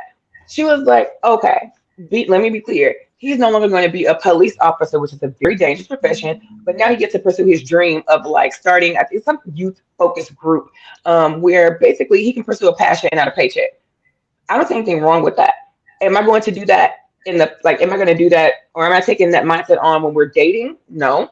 But if we're married and, I make more than you and you're able to pursue a passion, this passion does not mean promoting parties, making your own tennis shoe line. I'm a developer vodka, nothing, no, nothing like that, sweetheart. But you want to get more community focused, or you want to do something and we can afford to do it comfortably. I don't see an issue with that. That part is a question for marriage. But as far as if we're dating, my level of respect for you, the last thing it has to do with is money. Agreed. I'm gonna go to first home, but y'all in the chat are just are doing something big here. So Somebody typing with all caps. Goodness. exactly. So it's so Let me. funny. I want to go to first home, but I'm going to touch on this a little bit, David. To me, submission. So, and that's what I touched on a little earlier that men and women communicate differently, right? And I think what we've been saying is submission has to do with trust as women. Yes. That's what I that's what I I think we said everybody has said that. yeah, that's what we just said. That's what I think has nothing to do with respect. Now, um Monique just said something but men and women can communicate differently. Men think that submission will be more easy to submit if we respect him. I'm saying that will be more easy to submit if we trust him. Mhm. So first home, go ahead. I'm gonna go back to David's question. I'm gonna put it up here for you. Yeah. Um, is this it? I, Yes. I would say I respect not based on earnings, but based on how much he continues to demonstrate competence. And for Black men, a lot of times that's not tied to earnings. So for me, that is not true. What I think he might be trying to touch on is that when a man and a woman are together, right? And she continues to grow in her earnings, and he is either stagnant or makes significantly less, it's not respect. What happens is that woman can get tired. She can grow a resentment toward him, and she can feel unsafe by that. And so I think those things are what you are tying to respect, and it's just about how safe we are. Yes, I agree with that. That ties in together. That's what I think. And so Coco Brown says, I agree. Submission equals trust and good leadership and choices for us as a couple. Um, Yes. and like I think we touched on earlier, if I'm cooking dinner for you, I'm making sure that the house is up to par. That's one thing. But as far as you making decisions where it has to do with the children or home or things like that, I want to feel that trust for that man. So that's what It's I required. it's required. It's required. Um, uh, go ahead. So that's what I was saying. So, but now I think did we touch on it first home? Uh, I know that you're getting married in decent, not first home. I'm sorry, Queen Queen Neka. Necklace. Will you be submissive to a man making 45,000 when you are earning 200K? Submission is all about respect. What do you think about what David is saying? I think something like that disparity of income, like in reality, I don't think you would probably be in the same space, Mm. if that makes sense. Just And I because think that you touched on it a little earlier. Lawyers, are you going to be in this, meeting another black? Go ahead, Queen Neka. so Sorry. I feel like this is like too far of a disparity. Maybe if it was like, I'm trying to think, it probably makes like 40. Like, okay, like a teacher and a principal, right? Like obviously a principal, I don't know, but I remember because I wanted to be one back in the day. They make like 90,000, and then like teachers can make, depending on if they have a master's or whatnot, between the 40 and the 60 mark. So that there would make sense, right? Because it seems like they're almost in the same fields, education, in that sense. But I don't know what someone would be making 45 and then the other person making 200K would be, unless it would be like, maybe they were doing like drop shipping or something of that manner. So I guess I'm just trying to figure out like what would bring those two people together. But I'm guessing if someone made that much, like the odds of them not having an issue with income, I couldn't see it not being an issue. Not because like just because of the things that they want to do or the things that they want to try. The person that is making that 200K probably has the luxury of skipping a day or two at work, right? And then the person that's making that 45K, like, skipping a shift might be detrimental to them. So I feel like it would be obviously the income part, but also just the lifestyle as well would be a bit of an issue. But then also too, it's just like I told you, my parents are many years apart. So like, you know, if you were dating a guy, like if I was 25 and I was dating someone that was 40 and I was, doing my master's or something, like our lives would be so much different. I'm a student. He's 40, he probably is settled, like he's done with school. So you know what I mean? So like there's already there's always going to be a level of that, but I think for some reason when it's a woman making more, it like irritates men. Like it just becomes this like big conversation because if it's a woman that's dating like a guy that has a little bit more money, whether for whatever reason, whether they're the same age or there is an age difference, like it doesn't seem as taboo. But when it's like a man, it becomes like this like, I don't know. I read this study about I don't want to like mention what the people were, but like I read a study about like men bringing women from different countries and getting married to them, Mhm. and then the women like end up like doing like a lucrative field, whether it's like nursing, dental hygienist, and things like of that nature. But the person that brought them over was like a janitor or like or something. I don't want to say like like just like a what is it, blue collar job or whatever, like it was just like whatever. And so then they would bring like their spouses from different countries, and they would go to school while the husband was still working, and then they'll be done with school, and then after they're done they'll be making all this money, and the person that brought them over would get overly jealous and like they would like murder the spouse. And that's very, Mm. I don't want to say it's common, but like that is like a thing, like the Russian brides and all that stuff. That's like a thing. Like they purposely married this person because they felt like the person was beneath them. Right. And then somehow they, become in a position where they making more money or, not, I don't want to say it's like a luxury, but it's like the guy brought you over here. He's still working the same job that he was working when he brought you over here. You had the opportunity to go to school and, do whatever. And then you become successful or, you start making a little bit more money. And then it just becomes like this.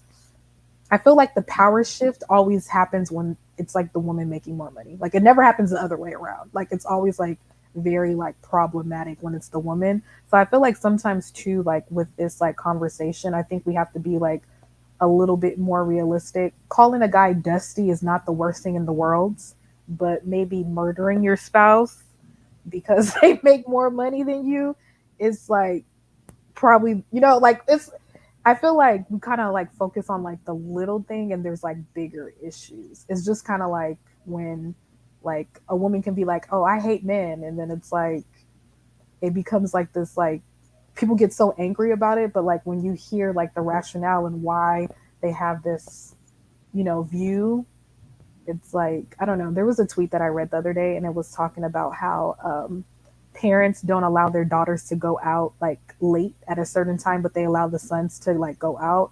And like someone was like, why is that? And like, they were like, the guy was basically trying to say like men are always placed in a position of being in danger. But like the person retweeted and was like, why is that? And it's kind of like the men are the ones that are causing the violence. Like, you know what I mean?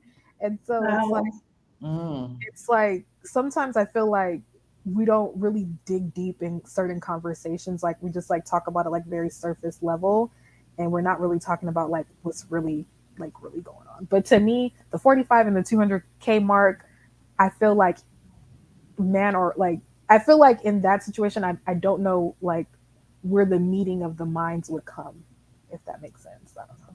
To me, it doesn't seem realistic because that's a So do lot of. you guys, so you know what, China, do you think that respect and trust go hand in hand? Tremac said, Tremac 26, respect and trust usually go hand in hand in most, if not all cases. You cannot have one without the other. Don't elude yourself now. But mm, in some instances you can't. Go ahead. What do you think? Do you think that it goes hand in hand? I think that if you trust someone, then you're automatically going to respect them. But I don't think how much someone makes or what they do for you should determine that factor for you. You should respect and trust someone that you're with. Like that should be something that you should be striving for before, oh, this person needs to make X amount of dollars. Now, finances in the relationship, once you've established that foundation and or going into a union like Queen is, those things need to be discussed. But if we're on our first date and you're asking me how much I make and you're going to determine that to the point if I trust you or respect you, those are not going to be that's not going to be something that I use as a measuring tool. It's what's your character like? What are Right. your morals training like? And again, like money is important, yes, but it's not the end all be all factor, because I feel like an individual that you trust and respect is going to be someone who you trust to be able to get there. They may not have it now, but they have the fundamental resources to get there. They have a plan, they're focused. So to me, trust and respect goes hand in hand, but it doesn't equate to how much you make or what you're doing for me. They go hand in hand regardless of what you drive. Mm-hmm. Trust and they do. If you don't have trust, then you're not going to respect that person. Right. You know, it's so interesting. And then I want to go to first home. It's so because what Trey Mack just said, I had an ex that I respected him. He was a hardworking person, and a hardworking man, black man. And he also, I respected how he was with his kids, his two boys, and I respected him. But did I trust that I could um, tell him my secrets, or did I trust that, um, that I could, um, let's say, talk to him about finances or certain things. You understand what I'm saying? So I respected the hell out of him. I still do, but Did you not trust them? right. But Mm. trusting him was something, and maybe it takes those experiences for us to know the difference. Maybe I had to have that experience with that man to know that that I, as far as trusting him with, things that happened in my childhood, or things that my life or family or whatever, that I couldn't. But I knew that I respect the hell out of him. But as far as trusting him, I had to have that experience to say, there are two different aspects here. So I do. First, home. Do you think that there is a difference? Does it go hand in hand, or are they two different things? Is Can you respect someone but not trust them in the financial? Trust them with your finances. Go ahead. Yes. What I've noticed is that men are obsessed with respect. And that's something that they really need from us, that they continue to talk about over and over and over again. And it's like everything to them. I do agree that there is something different between trust and respect. What I would challenge the gentleman, either in the chat or watching the replay, to think about, as we are saying trust, right? As we are saying that trust is important to have prior to making the decision to submit, is appreciate that as a woman submitting to a man, especially in an ultimate relationship like a marriage, that is probably the most vulnerable position that you can be in, because based on your choice, it's going to change the course of your entire life. And yeah, trust is, really a big deal. And for most of us, hear us when we're saying this, gentlemen, for most of us, our choice to submit is tied to that, and that's the prerequisite for it. So, I would just say to take that in. I would say to take that in. I do agree with you, Crystal. It's very different to respect a man and how he moves in the world, and to trust a man with my entire life, with my body. We often don't think of this. There are so many women who became single mothers and it was not their decision. If you are walking into a marriage and you're going to say, hey, I'm going to be a wife and a mother, right? If he decides to do something else, then you're a single mother. That's not what you signed up for, but that's still the position you're in, and even if it was not your choice. So our finances, our bodies, our futures, and our future potential options, if it doesn't work out, these are all affected by our choice. So women are not necessarily, I think there is a misunderstanding that we don't want to submit because we're modern and we're angry and we're masculine. It's that we understand what that means, and so we don't take it lightly. Right.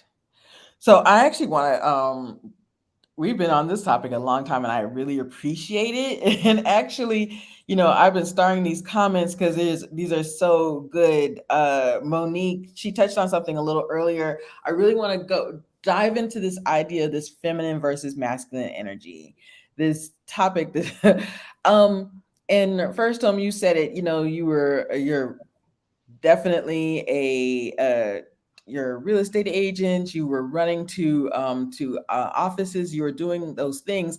Did What is this idea of feminine versus masculine energy? What does that mean to you?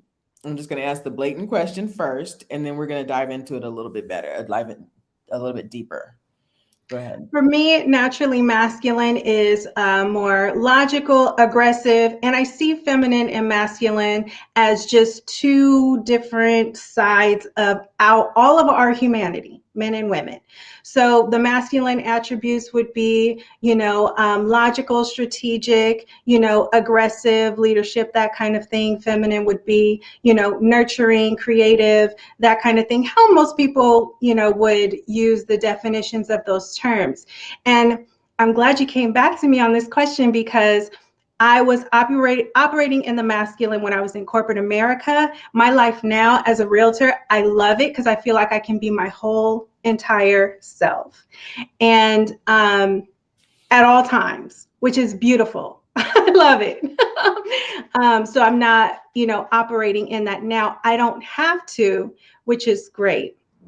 But in terms of, masculine and feminine, we all have those traits. It's just, who you are naturally. I think naturally, I'm more of a feminine woman. That my natural personality. So I want to I'm going to go to Queen Neka next. Do you think what is sorry, I'm going to start with what are the same thing I just asked first home. What does this idea of feminine versus masculine energy mean to you? Because I know that you grew up in a house full of boys too. I have three brothers. So, what does that mean to you first? I kind of don't really like the idea of like masculine and the feminine energy because I hear like you. in order for us to actually function as humans, we actually have to tap in both. So like I guess that's why I kind of don't really like the topic because I feel like with men, their go-to I don't want to say personality, but like their go-to emotion is anger when there's like but like you can like your go-to is anger but like you're actually embarrassed or like you know what I mean like or you're actually sad or you know what I mean so like there's other emotions that can be shown but you only specifically choose anger but I guess I don't really like the idea of having to choose because I feel like in order to be like whole, you kind of have to tap into both at the same time. But I do like what first home YouTuber said, like how she feels now that she's being able to operate in her full self. And I think that that's because you're able to do both. you're not you're not just like you're not just like stuck in this one role all day, you know, or this one emotion all day. So I feel like when we're able to tap into both, it's like like reason because it's like sometimes like if a guy gets like if I get mad my boyfriend would be like oh you're nagging but like that's kind of like a I guess like what they would say like a feminine trait right but if it was like you know what I mean but a guy probably wouldn't like you wouldn't say that a guy was nagging you would probably say like he's I don't know what you would say but you know what I mean like I feel like there's certain like I don't know I feel like I operate in both and I think Hmm. everyone should operate in both because I think that's healthy and more realistic. And I think if everyone always operated in both, I think that it would be like a perfect world, so to speak, because everybody would be operating at their full capacity and not operating like on half or, a half, like half. But even like with the whole feminine and I feel like men are always constantly talking about this feminine energy, feminine energy, feminine energy, but like we're not like at home all day. Like we have things to do. Like there's things like I guess to me sometimes I get irritated by like this idea of like women are supposed to be feminine and soft and all this stuff because it's like women go through things like recently like because the pandemic I used to like go on hella long walks and since the pandemic like I've like cut it down from like 6 to like 3 miles and like it's completely changed like my cycle. So like I never used to have pain and all these things like and when women used to talk about I didn't know what they was talking about. Like I'd be like, I'm fine, I'm great. Like it's I nothing changed, you know? And like now that I'm experiencing it, like people do this all the time. Like this is what you were living with. Like this is how people lived. Like, you know, it's only been a year for me, you know? So it's like we're going through things that are personal battles that people are not even seeing and you want me to be smiling and be happy and giddy and like you know what I mean. So it's just like I don't know, I just feel like women have to do a lot of things and I think it's not fair for us to have to just be stuck in the bubble of femininity when we're like giving birth, working full-time jobs, like doing all these things. Like I don't think it's realistic to expect me to be dainty all the time. I don't think that's realistic. I don't think that's. I hear what you're saying. I'm gonna go to and to. I'm gonna end it with Ida. This first topic. But China, what does this idea of femininity and masculinity mean to you? Is there I can we have both? As Queen Neka just said. You absolutely can because I feel like I operate in both. I'm a little bit more, I guess, quote unquote, in my masculine energy when I am at work. And I want to be more relaxed. I want to be more feminine when I'm not at work or when I'm not having to, exert power or be a leader, or not quote unquote be as emotional as a lot of individuals would like to say women can be at work. But honestly, sometimes I think I've worked with a lot of more men who are more emotional with certain things than myself or other women. So I believe you can have both. I grew up with mostly women, but I have a ton of guy cousins. So for me, I feel like I juggle both of them well. Now, now turning it on and off at some points when I can tell I'm being a little bit too aggressive. Sometimes I'm not the best at that because I remember my ex saying, "Babe, can you pipe down a little bit?" And I remember like, "Oh, I'm sorry. Let me take a step back and I don't have to be so in your face with it." So I believe I do operate in both. Now, do I do it well? I can't say I do it well, but I definitely believe I operate in both. So, okay, Ida, because you kind of touched on this a little bit earlier about just be feminine and just, be willing to submit. Um, has it been hard to find that balance between just being masculine and feminine and having that feminine energy? I think that as it pertains to feminine and masculine energy, this is one of those places where there are just too many things that we make to differentiate ourselves, and too many things that we make to basically disagree about just as people and relationships. Too many standards that we dig so deep into to try to uncover. For me, I feel like I am just Ida all the time, and how I want you to perceive me and how you perceive me 9 times out of 10 will be the same. So your Mhm. perception is your reality. So if you feel like I'm being feminine or masculine and you want to talk to me about it and your opinion is significant to me, I'm willing to hear feedback, constructive feedback, always constructive. But am I purposely saying, today a feminine day or a masculine day? I can read somebody and with a smile on my face, I can get my point across, aggressively or firmly. I can be firm, but also be myself. I think that if you are like, you know what, I have to, and don't get me wrong, sometimes when you go places or you go into certain situations, you have to have a certain energy. You're like, you know what, so just a little bit of an off-topic example. My nephew's girlfriend, she's really young. She's not from here. She came to visit. She wanted to get her hair done and she wanted to get some box braids. So she went to this place and she FaceTimed me and she was crying. And I was like, what happened, girl? She was like, can you see my hair? It's awful. They messed over her real bad. Took her $220. I said, let me go home and put on some clothes. I'm about to go up there to that braid shop. Now, if anybody know anything about a braid shop, you ain't getting no refund, right? Right. But I knew I had to have a certain energy. I went home, put on a nice sweater, some slacks, put on some what we call work shoes. Went up there, asked to speak to the manager. I know they don't have no manager, but I'm going through all the motions. I'm giving all the energy that's letting you know if we can't resolve this, well, it's not an option. It's going to get resolved. So they were like, well, we'll give you all the money, but you have to take the braids down. I was like, you speaking, thank you. Oh my God, thank you. So she was like, dang, how did you do that? And I was like, when you do certain things, you gotta have a certain energy. Now, am I about to go back home and put on some sweats and like wash my hair and let it curl up? Yeah, but I think that that's in anything you do. But to me, I didn't determine that as a masculine or feminine energy. I just knew what energy I needed to bring. So, like I said, if I'm just gonna be mean, I'm gonna problem solve how I problem solve. I'm gonna do what I have to do to get certain things done. But at the end of the day, everybody can say that they've been misunderstood by people who matter and people who don't matter. So I'm not really going to pour a lot of energy into what kind of energy or I'm giving people. I'm going to be myself. Like the last guy I dated, the as Miss First Home YouTuber calls him, the short hair midi dress guy, which nothing but respect for him. This is not a cap.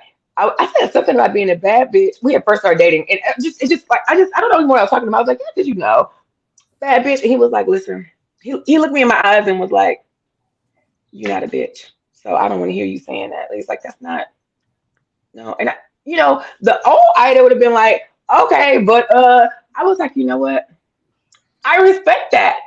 I respect that. And so to me, his perception was, even though I was saying bad bitch, his perception was like that was a little too like rough. Like, why you talking so rough? And I was like, you know what? I get it. That's feedback that like if I like him, that's my man, and he don't want me to be a bad bitch, but he know I'm a bad bitch like he, then fine.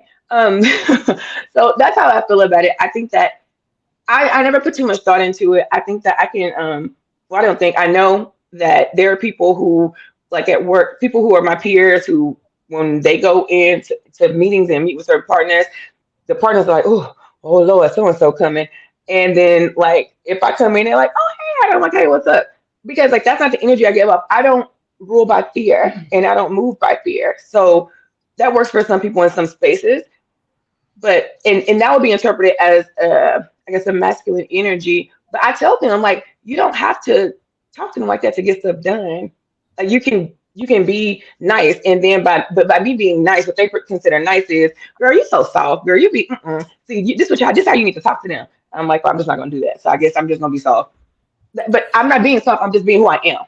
Right. And you know what? There's a couple of things that you said in here that was so interesting. So it's almost like we have to curtail our speech, or we have to constantly be on guard as to how we say things, not just what we say, but how we say things to appear less masculine or to appear more feminine. As you said, in certain instances, I'm going to have to, like you said, put on my work shoes and I'm going to have to be that masculine, or I'm going to have to get the job done. And in certain instances, we have to know how we're coming off to somebody. And sometimes, as China just said, that we don't know right away. We don't know. To me, like if I was like, look, I'm a bad bitch. If I were to just say that, I Crystal would not think that I'm sounding masculine. But to somebody else, you're just being Ida. And so sometimes it's just a fine line as to how we define that. As And whose feedback we're gonna take, because just like she said, if her when her boyfriend told her like, all right, you doing a lot, she was like, oh okay. But I bet somebody at work couldn't be like, okay, you're doing a lot. You'd be like, okay, excuse me, exactly what do you mean by I'm doing a lot? Like because you got to be in that energy at work. But Mhm. if it's your man and he's like, baby, you doing a lot, you like, okay. Like, it's just a difference as to who's giving you the feedback and what they're perceiving. Because at work, when somebody tells you you're doing a lot, it could be depending on their race, how you know them, their position. You could be like, that bitch hating. But you like, it's all these different things you have to calculate before you even respond to something in certain atmospheres. But if you with your man and again you have that respect and trust, because like if you're somebody, if we're just on a date and you're telling me like, I don't like that. I don't like whatever you don't like, and we're on our first date. This is not feedback time. It's not feedback time. You're right. It's not feedback time. So I actually want to touch on this from High Vibes because, and I want to go to First Home and then Queen NECA. I think the whole conversation of masculine, feminine energy, excuse me, is weaponized against Black women to say what we are not, and we kind of That's a word. yeah, a couple of us ladies talked about the word aggressive, and I touched on this a little bit on our last show, but I really want to, as it refers to in the masculine form. What do you guys think of that? Is it really weaponizing Black women, this Yes. feminine? To go ahead. Actually, I think China wanted to say something. Go ahead, China, and I then think First Home. it, excuse me, y'all. I think it definitely does because where is the definition of, we know what we think feminine and masculine energy should look like, but now in 2022 that spectrum is so much longer that you can't say a man who walks like this and beats on his chest is masculine, because masculinity, I know LGBT men who are still masculine. So does that not mean that they're not masculine just because they tend to talk softer or act softer? So I think it definitely, high vibe. Thank you for saying that. I think it definitely is weaponized because masculinity and femininity should not look like one thing. It is complex of many things because we're complex human beings who evolve and change over time. So to me, I don't know how we could get a definition of what it should look like or a synonym, because I think it's ongoing. I think it changes all the time. So I think it's more so about how, I don't even know if we can put it into, if someone else can describe it. Yeah. I I can't. think I agree with you. I think in today's conversation, it's used to reference gender roles, what people are calling traditional gender roles. And I agree with you and High Vibe that it's trying to create a contrast between us and them, whether that's the modern Black woman and grandma and them, or whether that's Black women and other types or groups of women. So I think it is an aligning of these traditional roles to kind of highlight how different we are. And it's also, you know, people also use it to communicate desirability. So the more feminine woman is more desirable, and that kind of thing. So I think it's used to shade, to unduly influence, and all of that. Agreed. Queen NECA, what do you think? Is it kind of weaponizing the Black woman specifically? I definitely think that, because when I have heard, like, listen to certain clips of those people that, have this like podcast that's supposed to uplift Black men, but all they talk about is how they don't like Black women. Right. I feel like when they are discussing the idea of femininity and things of that nature, I will hear like them comparing us to like a different race and say they do it so easily, or they do this and X, Y, and Z. But I think sometimes, I think one thing that the Black community as a whole we need to understand is that, like, women and men, we kind of experience similar, we have a similar paths. Like, our roles, like in the world, are very similar. So I don't think that, like just for example, like the topic of like a man paying all the bills, right? What percentage of Black men make 100K?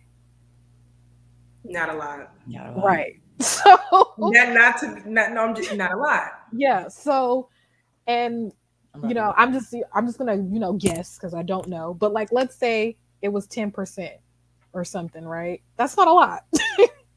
So certain tropes or ideals that we're trying to adopt in the Black community, I don't think are reasonable, because we're not able to we haven't been placed in a position to have the same opportunities that others are granted. So it's not like fair. Like, even like things like BMI, like BMI was created, it's eugenics, right? So if someone's calling you, as a Black woman, someone calling me overweight, like, it's rooted in something else. It's not, you're not just saying I'm overweight. You know what I mean? So I Mhm. definitely think that when femininity by certain people, not everyone, by certain people, when it is brought up, it is a comparison. And that is what I have seen. Like, like they do this. Why can't you do that? They do, you know what I'm saying? So I feel like definitely is used to weaponize people, but then also too with the whole feminine energy and all that stuff, like some people are using it to control as well, to control the woman. Because let's say you do something wrong to me and I call you out, and then you're gonna say, well, you're not in your feminine and you're not tapped in, so you want me to be tapped in so you can disrespect me. So I feel like that's also another way where it's kind of losing, I don't want to say losing, it's losing what it's intended to do, because it's kind of trying to like, it kind of like you said, Crystal, like you used the word aggressive, like it makes us feel like, oh, like let me just be careful, I don't want to be, like labeled angry, or I don't want to be, so it kind of, they use that kind of to kind of in a sense keep us in like a bubble. And Yeah. also to what you first said, first home YouTuber, about like comparing, like how like people like be like, well, my grandmother did this and da da da da, like okay, like she didn't have an option, like I don't know what you, like so it's kind of like, I don't know, it's I kind of, think Amanda Seales said it best. A lot of times, especially Black women, are, we're always, when we're being passionate about something, when we're, exerting, keeping up the conversation and keeping the same energy, quote unquote, we're deemed aggressive, or, we're mad, we're angry. It's like I'm more than capable of explaining myself without you thinking I'm aggressive, because I am being a matter of fact or a bit stern. Can I be passionate and not be aggressive? The two can correlate without you defining me as an angry Black woman when that's not the case. I agree. I almost think that it's almost uh it's a statement to quiet us. It's a statement I'm very feminine, but at the same time, I'm a businesswoman, and I don't, I have to have both. I have to have both. And as you said, China, earlier, am I working in both perfectly? No. Not, I don't know that. I don't know that I am. But at the same time, we have to have both. So I feel like it's used as an insult to quiet us sometimes. But I do want to go to something someone said earlier. David, do the ladies feel, and I'm actually going to ask this of China, do the ladies, I'm sorry, not China, I'm going to go to Ida and then China. Do the ladies feel that many Black women are more aggressive in their communication than other races of women? So, yeah, comparing it to other races, are we more aggressive? Uh, Ida. I'm going to go back to your perception is your reality. Because if I'm talking to you like this, if I'm talking to you like this, I'm like, okay, listen, I'm at work and I'm like, listen, I came in today and this is what was going on. And we need to figure out like how we're going to fix this. Versus me being like, okay, listen, today I came in, eyebrows raised. Today I came in and this is what was going on. This is my second time talking to you about it. And we really need to figure out how we're going to change this. The second one may be perceived as aggressive, but was I yelling? No. Did I curse? No. But that's that person's perception. So I don't, is it easy to put that stamp on something, on a message that assume should be stamped that way? Sure, it's easy to do that. But that's just because I think that we have been, not we, but just generally, some things have been programmed from just as young as it's just, I mean, I could think back to watching like Sally, Jesse, Raphael, and Donahue, and them having the people on there who would not be the best representations, or even like Maury or Jerry Springer. Like Maury has made a living on doing fraternity testing. Yes, he has the occasional non-black on there, but this is and guess what? Nobody's holding a gun to these people's heads to go on the show. I'm not saying that, but I think that it's a way to get like indoctrinated basically based on what you absorb and what you see all the time. So you will assume, or you can say, oh, well, that just seemed aggressive. Because me being assertive or me being firm, you could call it aggressive. But if I come in here and I'm like, y'all gonna give me a motherfucking refund, that's aggressive too. Is it levels of aggression? So, I mean, again, it's the person's perception. Because I personally don't think I'm aggressive, but I think I can be firm. I could be aggressive. Don't get me wrong, I can be aggressive. Like like my mom would say, I'll show you aggressive. But a lot of things that people assume are aggressive are not. Like basically aggressive is the new like race card. Like, oh, she's so aggressive. Oh, she's aggressive. Oh, like, no. She just said what she had to say. Like, no, not aggressive. Aggressive No. is the new race card. I love. Okay, I Right? know. People just throw it down. Oh, she aggressive. And so then now you call somebody aggressive. So now they really, if that's a trigger for them, because for some women it is a trigger, because it's just saying, you might as well say, like when somebody says aggressive at work, all I hear is like bitch. Nobody's calling white women aggressive. Nobody's calling anybody aggressive in the world besides black women. Right. So, and it's just something that I don't know where it started. Of course, I think it's a narrative, but it's crazy because there has been in the past maybe a few years kind of a new like undercurrent narrative of like the beautiful queen and this and this and this. Unfortunately, most of the times the men who are like, you my queen, you my this, you my that, you be like, oh, okay, but they're like, I don't want to get into that. That's for another show. But if if we want to subscribe to a narrative, there's a lot of stuff we can say about black women. We could talk about how black women are completing their degrees at an exponential rate, like higher than any other race or gender in the country. Like we out here getting these educations, honey. But so you want me to tell me that, look, the majority of black women have some level of education, but we're all aggressive? I don't think So, so. so China, can we be aggressive and feminine at the same time? Going back to the Okay, feminism. wait. Can I hold on? Can I go back? Can I answer David? Yes, Uh, absolutely. Go ahead. David, yes, your perception as David is your reality. Your statement could not be more of a validation of what I just said. I said your perception is your reality. So that you said that what I said is the same ideology as XYZ. That's how you perceived it. You made my point. You can take that comment down. Okay. Go ahead, You made China. my point. What was the original question? Can we be both? Can we be aggressive and be feminine and rest in our this idea of resting in our feminine energy? There's that like so Sounds, I don't know about that. Exactly. it sounds like somebody that made it up in their thesis statement, getting their Exactly. PhD. I don't know where to. Yeah, you absolutely can, because I Can we be feminine absolutely and can be aggressive at the same stern. I time? can be professional. Or passionate, as you just said. Go ahead.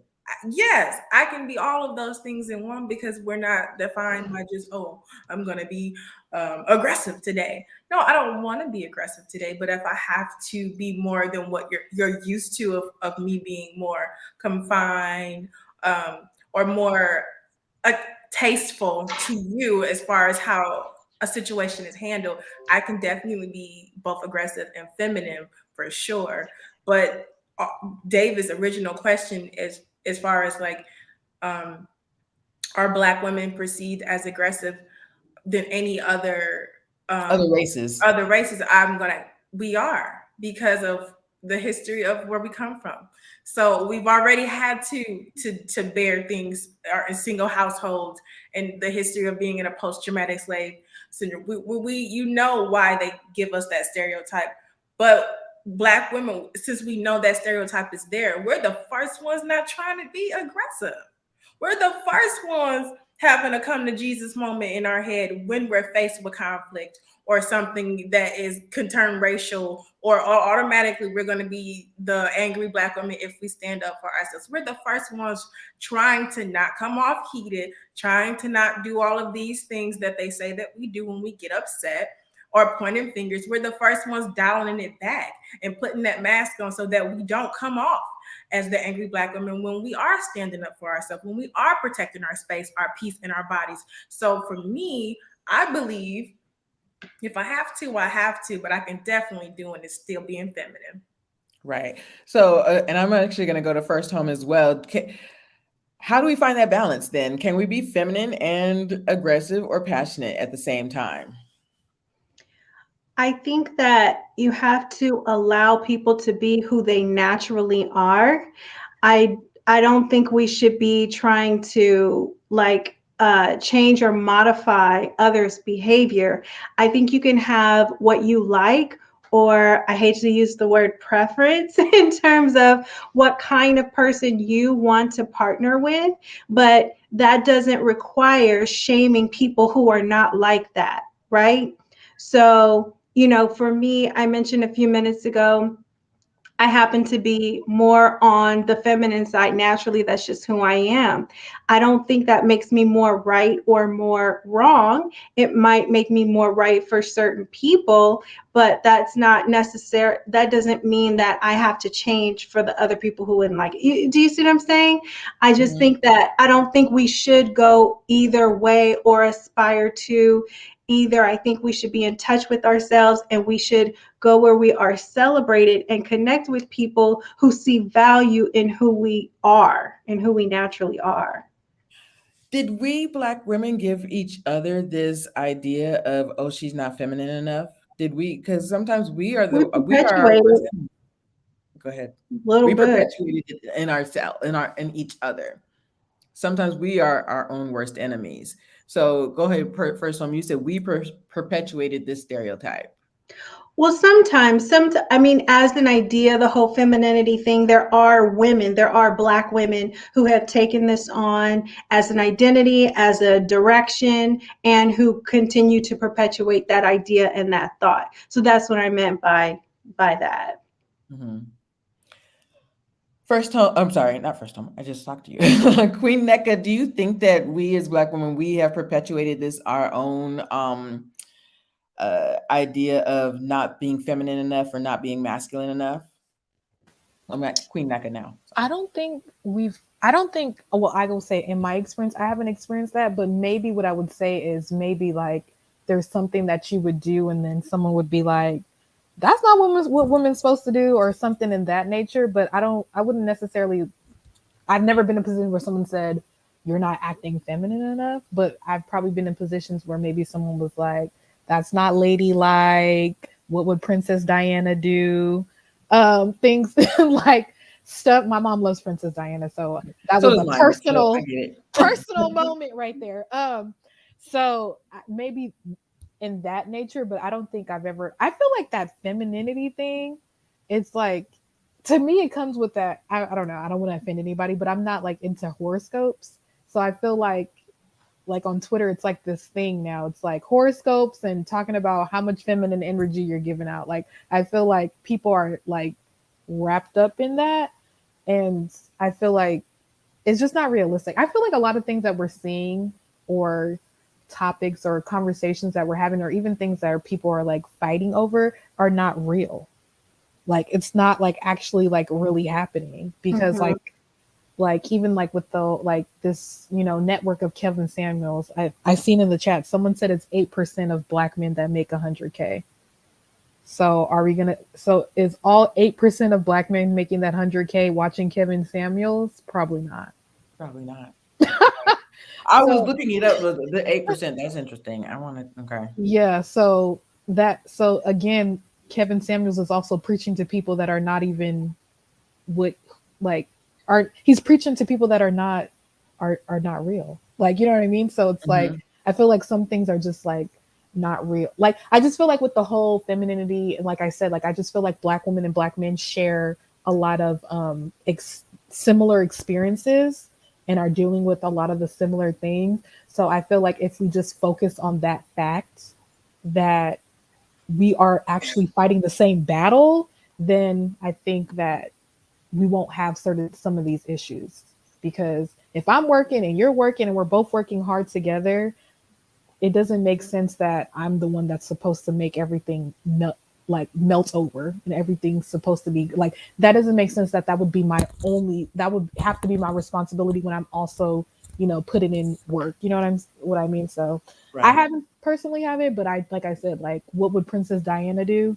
That's something that I kind of grew up hearing. So, y'all, this has been so much fun. I actually want to ask this last question of all the ladies, and I actually think we're gonna have a part two to this, to these topics. But Monique, I did start your question back way earlier. So Monique King, she said the first thing a woman will attack when she is upset is a man's finances if they are low, broke boy, dusty, etc. And I think that that has to do with that emasculating a man. And so I really kind of want to talk about that a little bit, and how that relates to us being submissive and us being kind of feminine and just letting them handle it. So, do you think that women, and especially Black women, are easy to emasculate a man? I want to go to, actually, I'm going to go to China first, and then I'm going to go to Ida, and then First Home, and then Queen Neka. Queen Neka, you're gonna. I think feel like Queen Neka. We're gonna have you end the show. Go ahead. So for China. I'm gonna say, in my personal opinion, I've never done that, at least not to his face.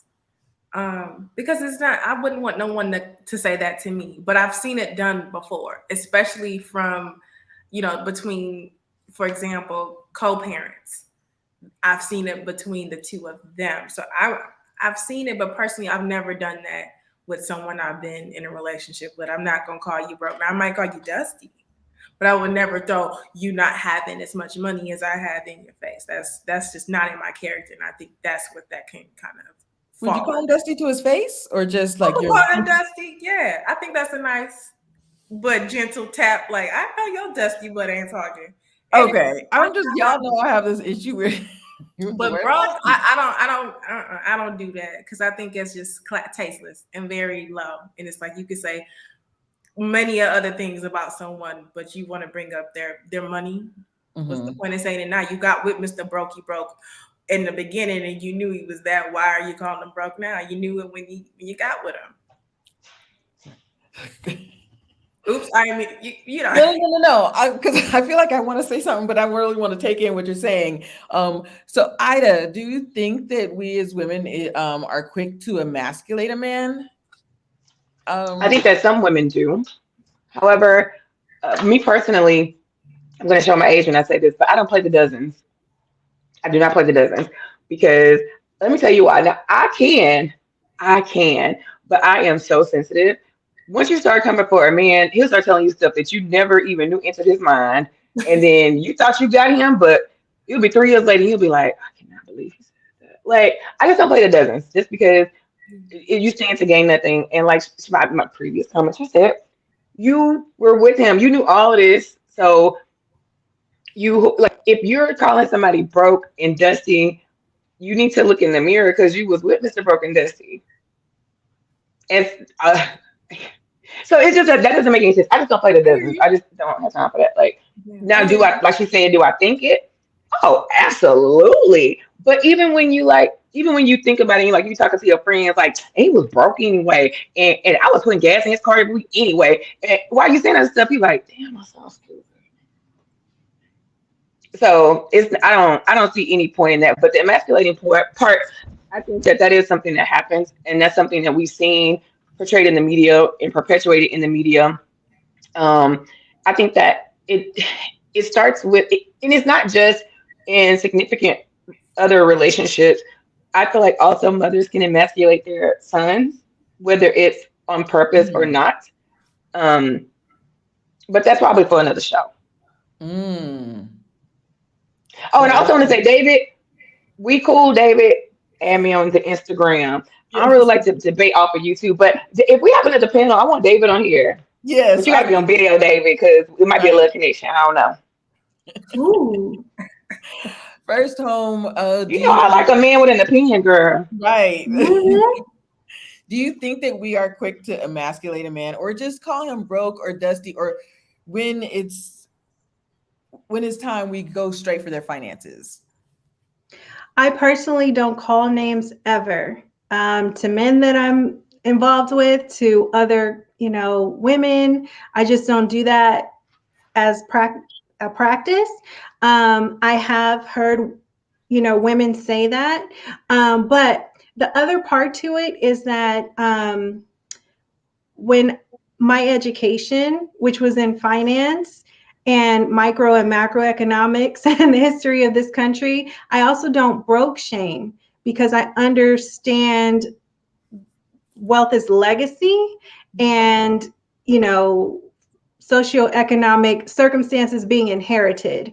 And so I don't do either personally. I have seen others do it, and yeah, but I That don't do broke it, and those are the reasons why. Right. That broke shame is so interesting because it kind of ties on to what Ida just said about sometimes a mother will emasculate a man or emasculate a boy. And so he's carrying that into his relationships as an adult. Queen Neka, talk about the immaculate being emasculating a man and what Monique said, because I don't do that either. I'm gonna say my piece and then I'm gonna go to Queen Neka because and I have an issue with the word dust. I don't want to say an issue, but it frustrates me, when we call men dusty, especially black men, because it just sounds like, and I hear the way China said it, it was kind of just like it Oh, love wasn't tap. right. It was But you gotta have that understanding before you just go, oh yeah, and your hairline, like, whoa, why would you say that? exactly. Just a little. It wasn't a jab necessarily. It wasn't a jab to hit him in his wallet or but It wasn't but a low blow. It was a cute little. but I think that there's this idea that they're just the black stuff that you can pick off the bottom of your shoe, and it's so I kind of think that there is this idea around the word dusty or broke boy or something like that. So talk about that, Queen Neka, and in your life calling a man dusty or just attacking his finances and how that can be emasculating. Well, I would like to say this. I don't think you can emasculate someone who's actually a man. That's what I think. I don't think that's what I personally think, because I feel like there's actually men in my life that I've argued with that are like close to me, and they would literally say like, "Queen, I'm not doing that with you," and that's the end of the conversation. Like, he's not about to argue with me. He's not about to counteract what I said. He's not about to go back and forth with me. So I feel like that's also like, if you feel emasculated, it's already inside of you. It's nothing that I can say or anyone can say to trigger that or bring that out. Now, if you're saying that women say things to get under men's skin to get them out of character, that's a different thing. But to emasculate, I feel like that's something that takes a while to do. That it's not just broke dusty. Because to me, dusty is like you just didn't get a haircut. That's what I thought dusty was. I didn't know that it meant broke. I thought it was just like, and it's this new word that right first home that this new word that dusty It's a means weapon. to, yes, It's a weapon, and we need to stop using weapons against one another. Seriously. I mean, whether we're going to deal with one another or not, or come together or not, we have to at least restrict ourselves from causing more harm to each other. Yes, I agree. That's the thing too. Base I think level. I think hurt people. And I think that's also too another issue with like people getting into relationships and also causes of other people's heartbreaks and stuff, is that people are really broken. And the last thing that you need to do when you're broken is date. And I think that since people don't focus on that, that's why there's this like, people just running amok and just acting mad because like I'm broke, then I'm gonna go date somebody and they're broke, and then we come together, and then of course it's just gonna be brokenness. Like that's the only thing that we both have to offer together. So I just feel like I don't mean broke like no money. I mean broke like not whole. I don't want nobody. Right. Yeah. Wait, Ida, you're muted. Ida, you're muted. I totally agree. I'm just thinking about how like I have had conversations with people like that's another thing maybe when we have a men's panel, like how do you tell somebody that you really feel like almost has it all, but just could use a therapist? Like I've had the conversation with some people, like one guy, I was like, I liked him. Everything was all the things were thinking and everything, and the thing was thinking too. And so I was like, he really was struggling with. I could tell he didn't know this, but I could tell that he was struggling with infidelity in his parents' marriage, and that was affecting him dating. And I'm an armchair therapist because I've had a therapist so long. And so I was like, have you ever thought about going to see a therapist? And he was like, my therapist is God. Yeah, All right. I Right. love that. All right. Stop That's right it. there. Well, I really liked you. Like, some people ain't having that. So it's like, I agree with the brokenness with brokenness. And it's like, it's one of those things where, like, the finance conversation and the have you thought about seeing a therapist or have you ever seen a therapist conversation, they right here. Because the Yeah. finances, we can get a PPP loan, okay? But you need help. You need help and not getting it and saying God is my therapist, but I never see you go to church. It's just a lot of layers here. But that's a question that I would like you to do on your next men's panel. When is it the right time to talk about have you ever seen a therapist? And I'm not saying everybody needs to see one. Everybody should. But I mean, like, you don't have to go. Taboo? Why is that so taboo, though? So many people need it. So many people. If there's anything we know, especially about being a minority in this country, is that everyone has some type of form of mental trauma. Well, okay, it's a few things I think that why this is really frowned upon in the Black community, and I think everybody can attest to this. Everything growing up, and I think this is a huge slave mentality. Everything was pray about it. Pray about it. Give it to God. Give it to God. Take it to the altar. And so we learned, and then it got to the point where saying that was just a way of saying to people, girl, I can't help you, but give it to God. And so, like, what can you say to somebody when they be like, did you pray about it? And you like, no. And they be like, see, you ain't prayed about it. And it's a cycle of we're not going to address nothing. And if you give it to God, and then you got to wait in the Lord, and you got to trust in the Lord. You got to go to Blue Cross Blue Shield /member and find a therapist, okay? And you can still pray. You can still pray. You can find a Christian therapist. You can. You actually just hit on something. Because I don't, because I curse too much. So, baby, I curse too much. But it's almost like saying you might want to go see a therapist. No matter how we curtail the way we say it, no matter how nice we say it or how aggressive we say it, it's almost like a switch that turns in somebody's head that says you're crazy or you're stupid or something else that they don't hear. That maybe I need to talk to somebody about some things. They don't. But the word crazy. They don't. There's so many resources now that so many public figures are coming out about how it's helped them. Like I think now it is way more acceptable to date someone in therapy or to be in therapy yourself. I remember when a friend of mine, I was going through a lot in 2020. It was dealing with, my parents' health, me not knowing my next project. Like everything, like everyone else, I was going through a lot of emotional things and it was getting heavy. And it was like, I don't always want to go to my friends who can have a biased opinion to agree with me. I would like someone who does not know me, who has an expertise to just listen and help me evaluate, see what this is this. So to me, I just think it's not as taboo because there's so many resources now. There are grants and funds now that are making it accessible for you to do so. So to me, I think it's not so much as us not being okay with this, the fact that you're afraid to say, I need help.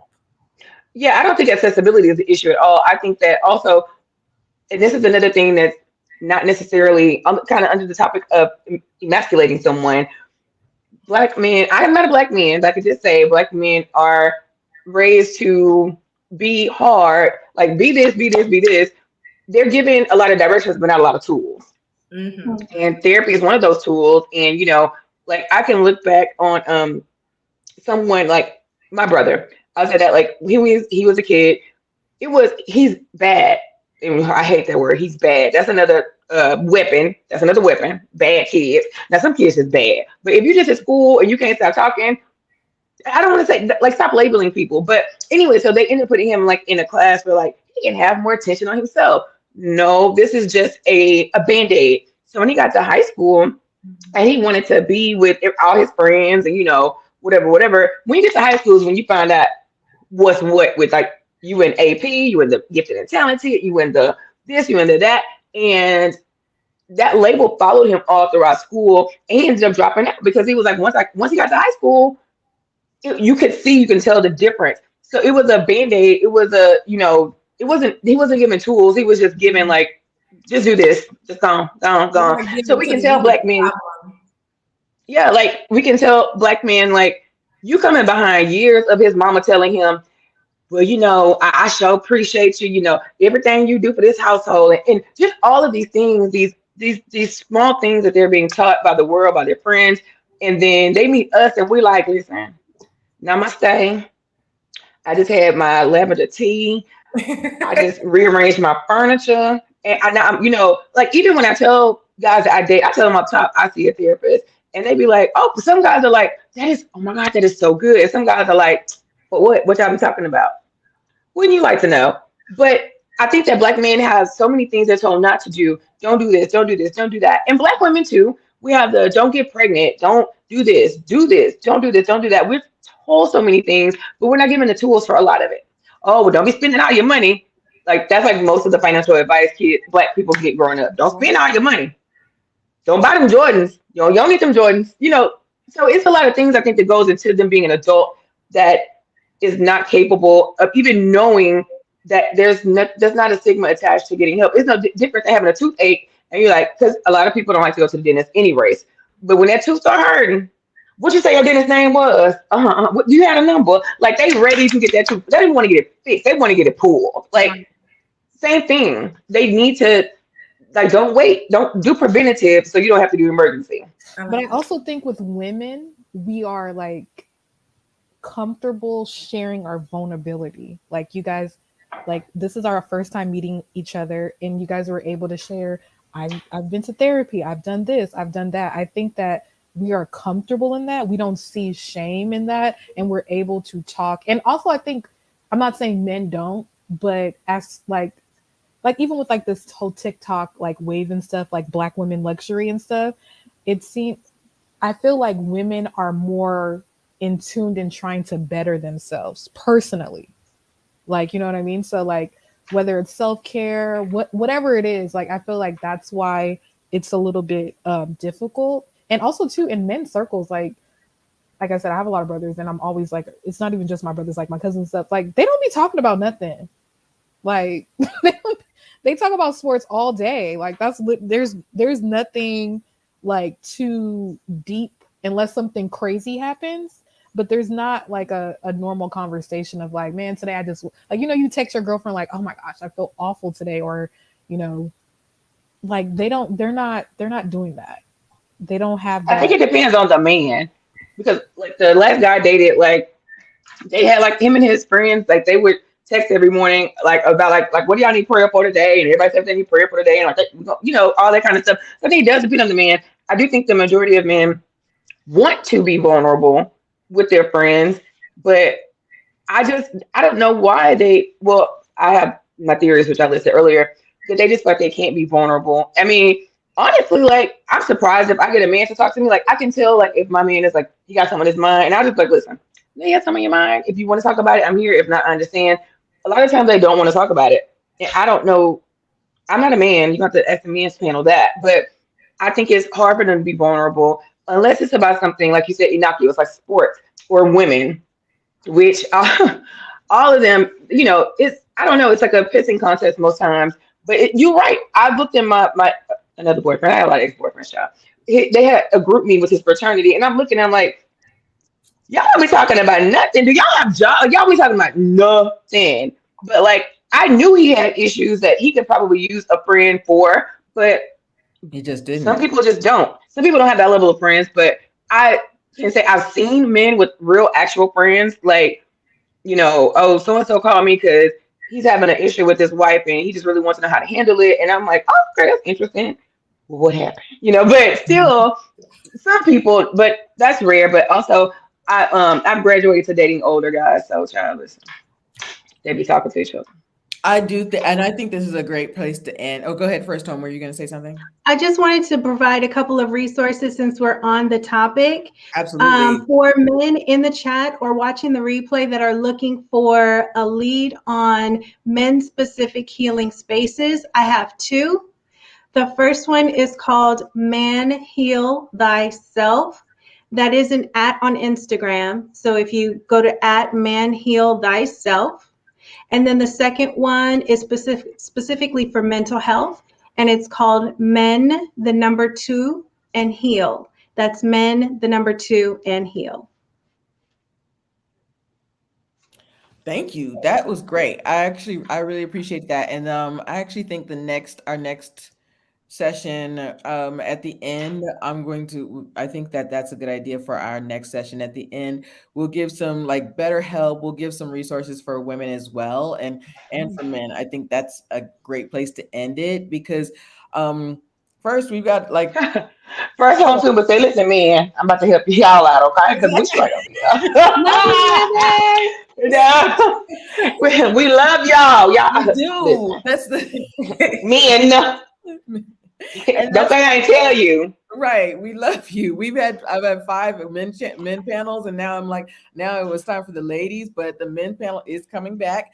And y'all just thank you guys so much. And next episode is supposed to be on the alpha woman in a relationship. Does she even exist? And partner versus provider. A lot you guys were talking about this 50-50. Do you really want 50-50? Do women, do y'all want 50-50 or do you, except for Ida, we were no in the chat, we were talking about 50-50 or 60-30, 90, like why I want a provider. I don't a man giving 50-50. I'm not, or me paying 50-50. I'm not No, doing because no. The answer is no. It don't matter. I'm not going to explain myself. I don't owe them an explanation. The answer is no.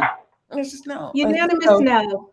yeah, so there That's a so no for me, we dog. will continue this topic. And actually, I don't remember who said it. I'm gonna have to watch the replay.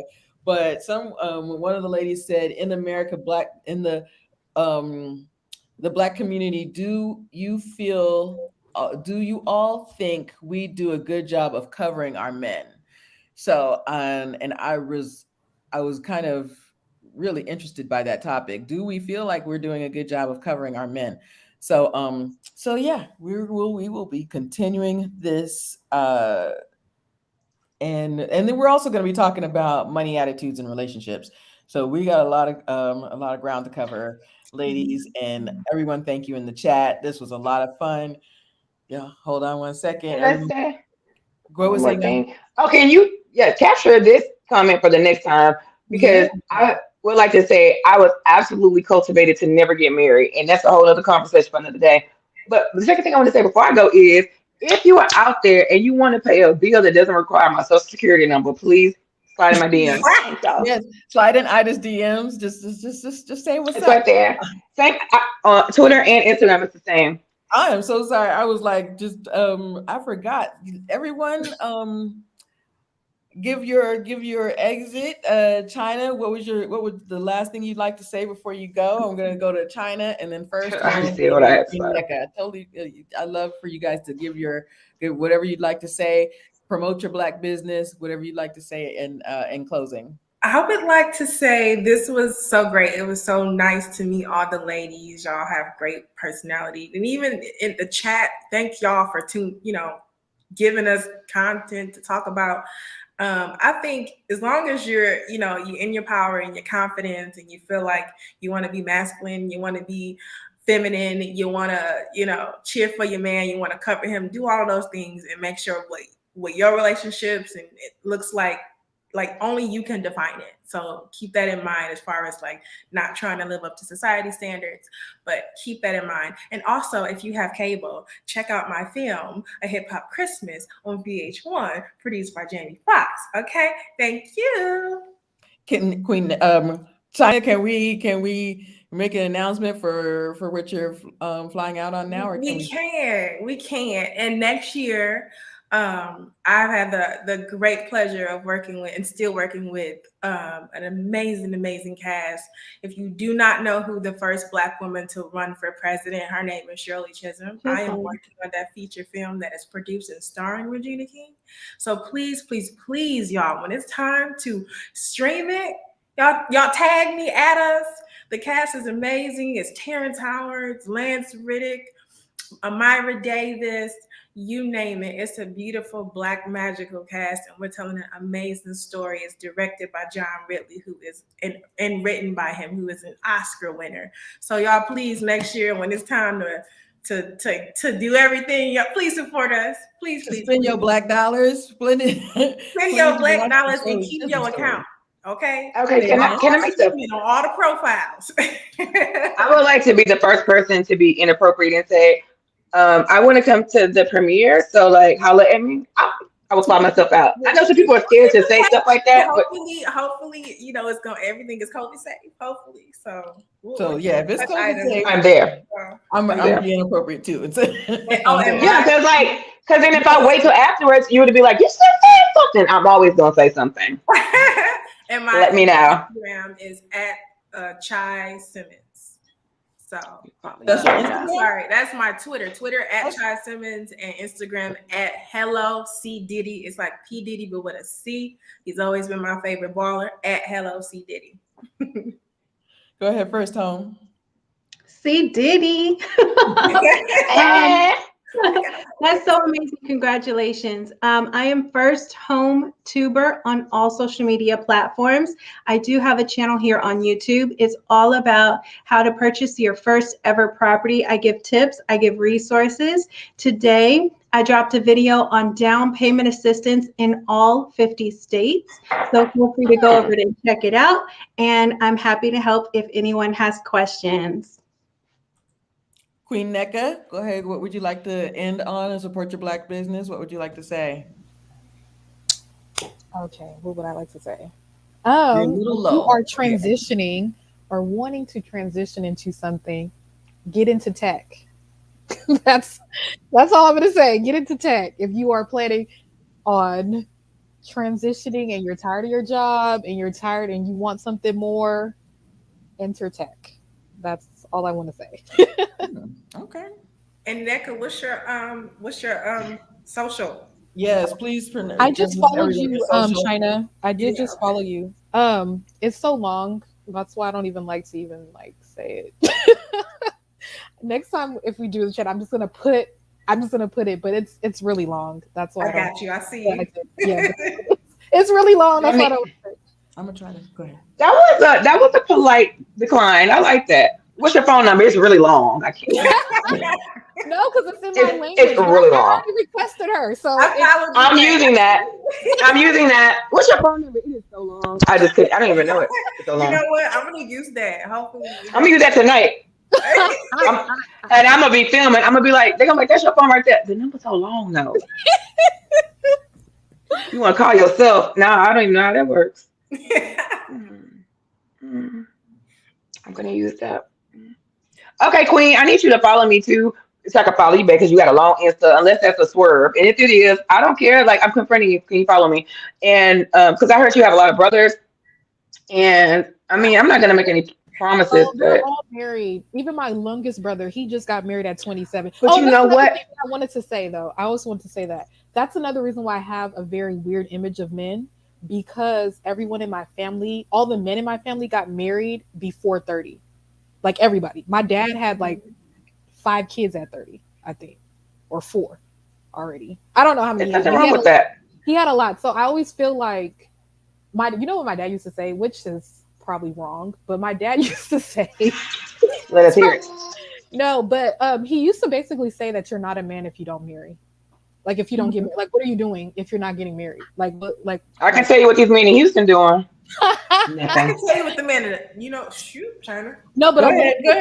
Atlanta, China. I can tell you what the man in Atlanta doing, but I think the world knows. Different. I think all of the shade room knows. I think everyone knows. Everybody dating everybody. So yeah, it's a very interesting place, but it's so beautiful. What, Atlanta? Yes. It's it's a beautiful balance of living. See, I live in Los Angeles, so it's not. Strip I don't clubs get to see all black like that all the time. I don't get to see that, so it's really refreshing to like be like in that atmosphere, and it's just like wow, like the whole airport, everyone is black. Like it's very. I I like will that. have to say that I agree.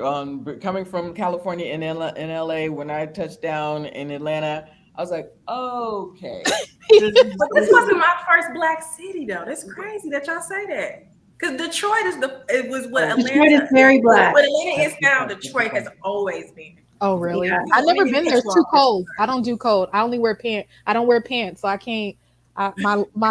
My range of travel is very limited.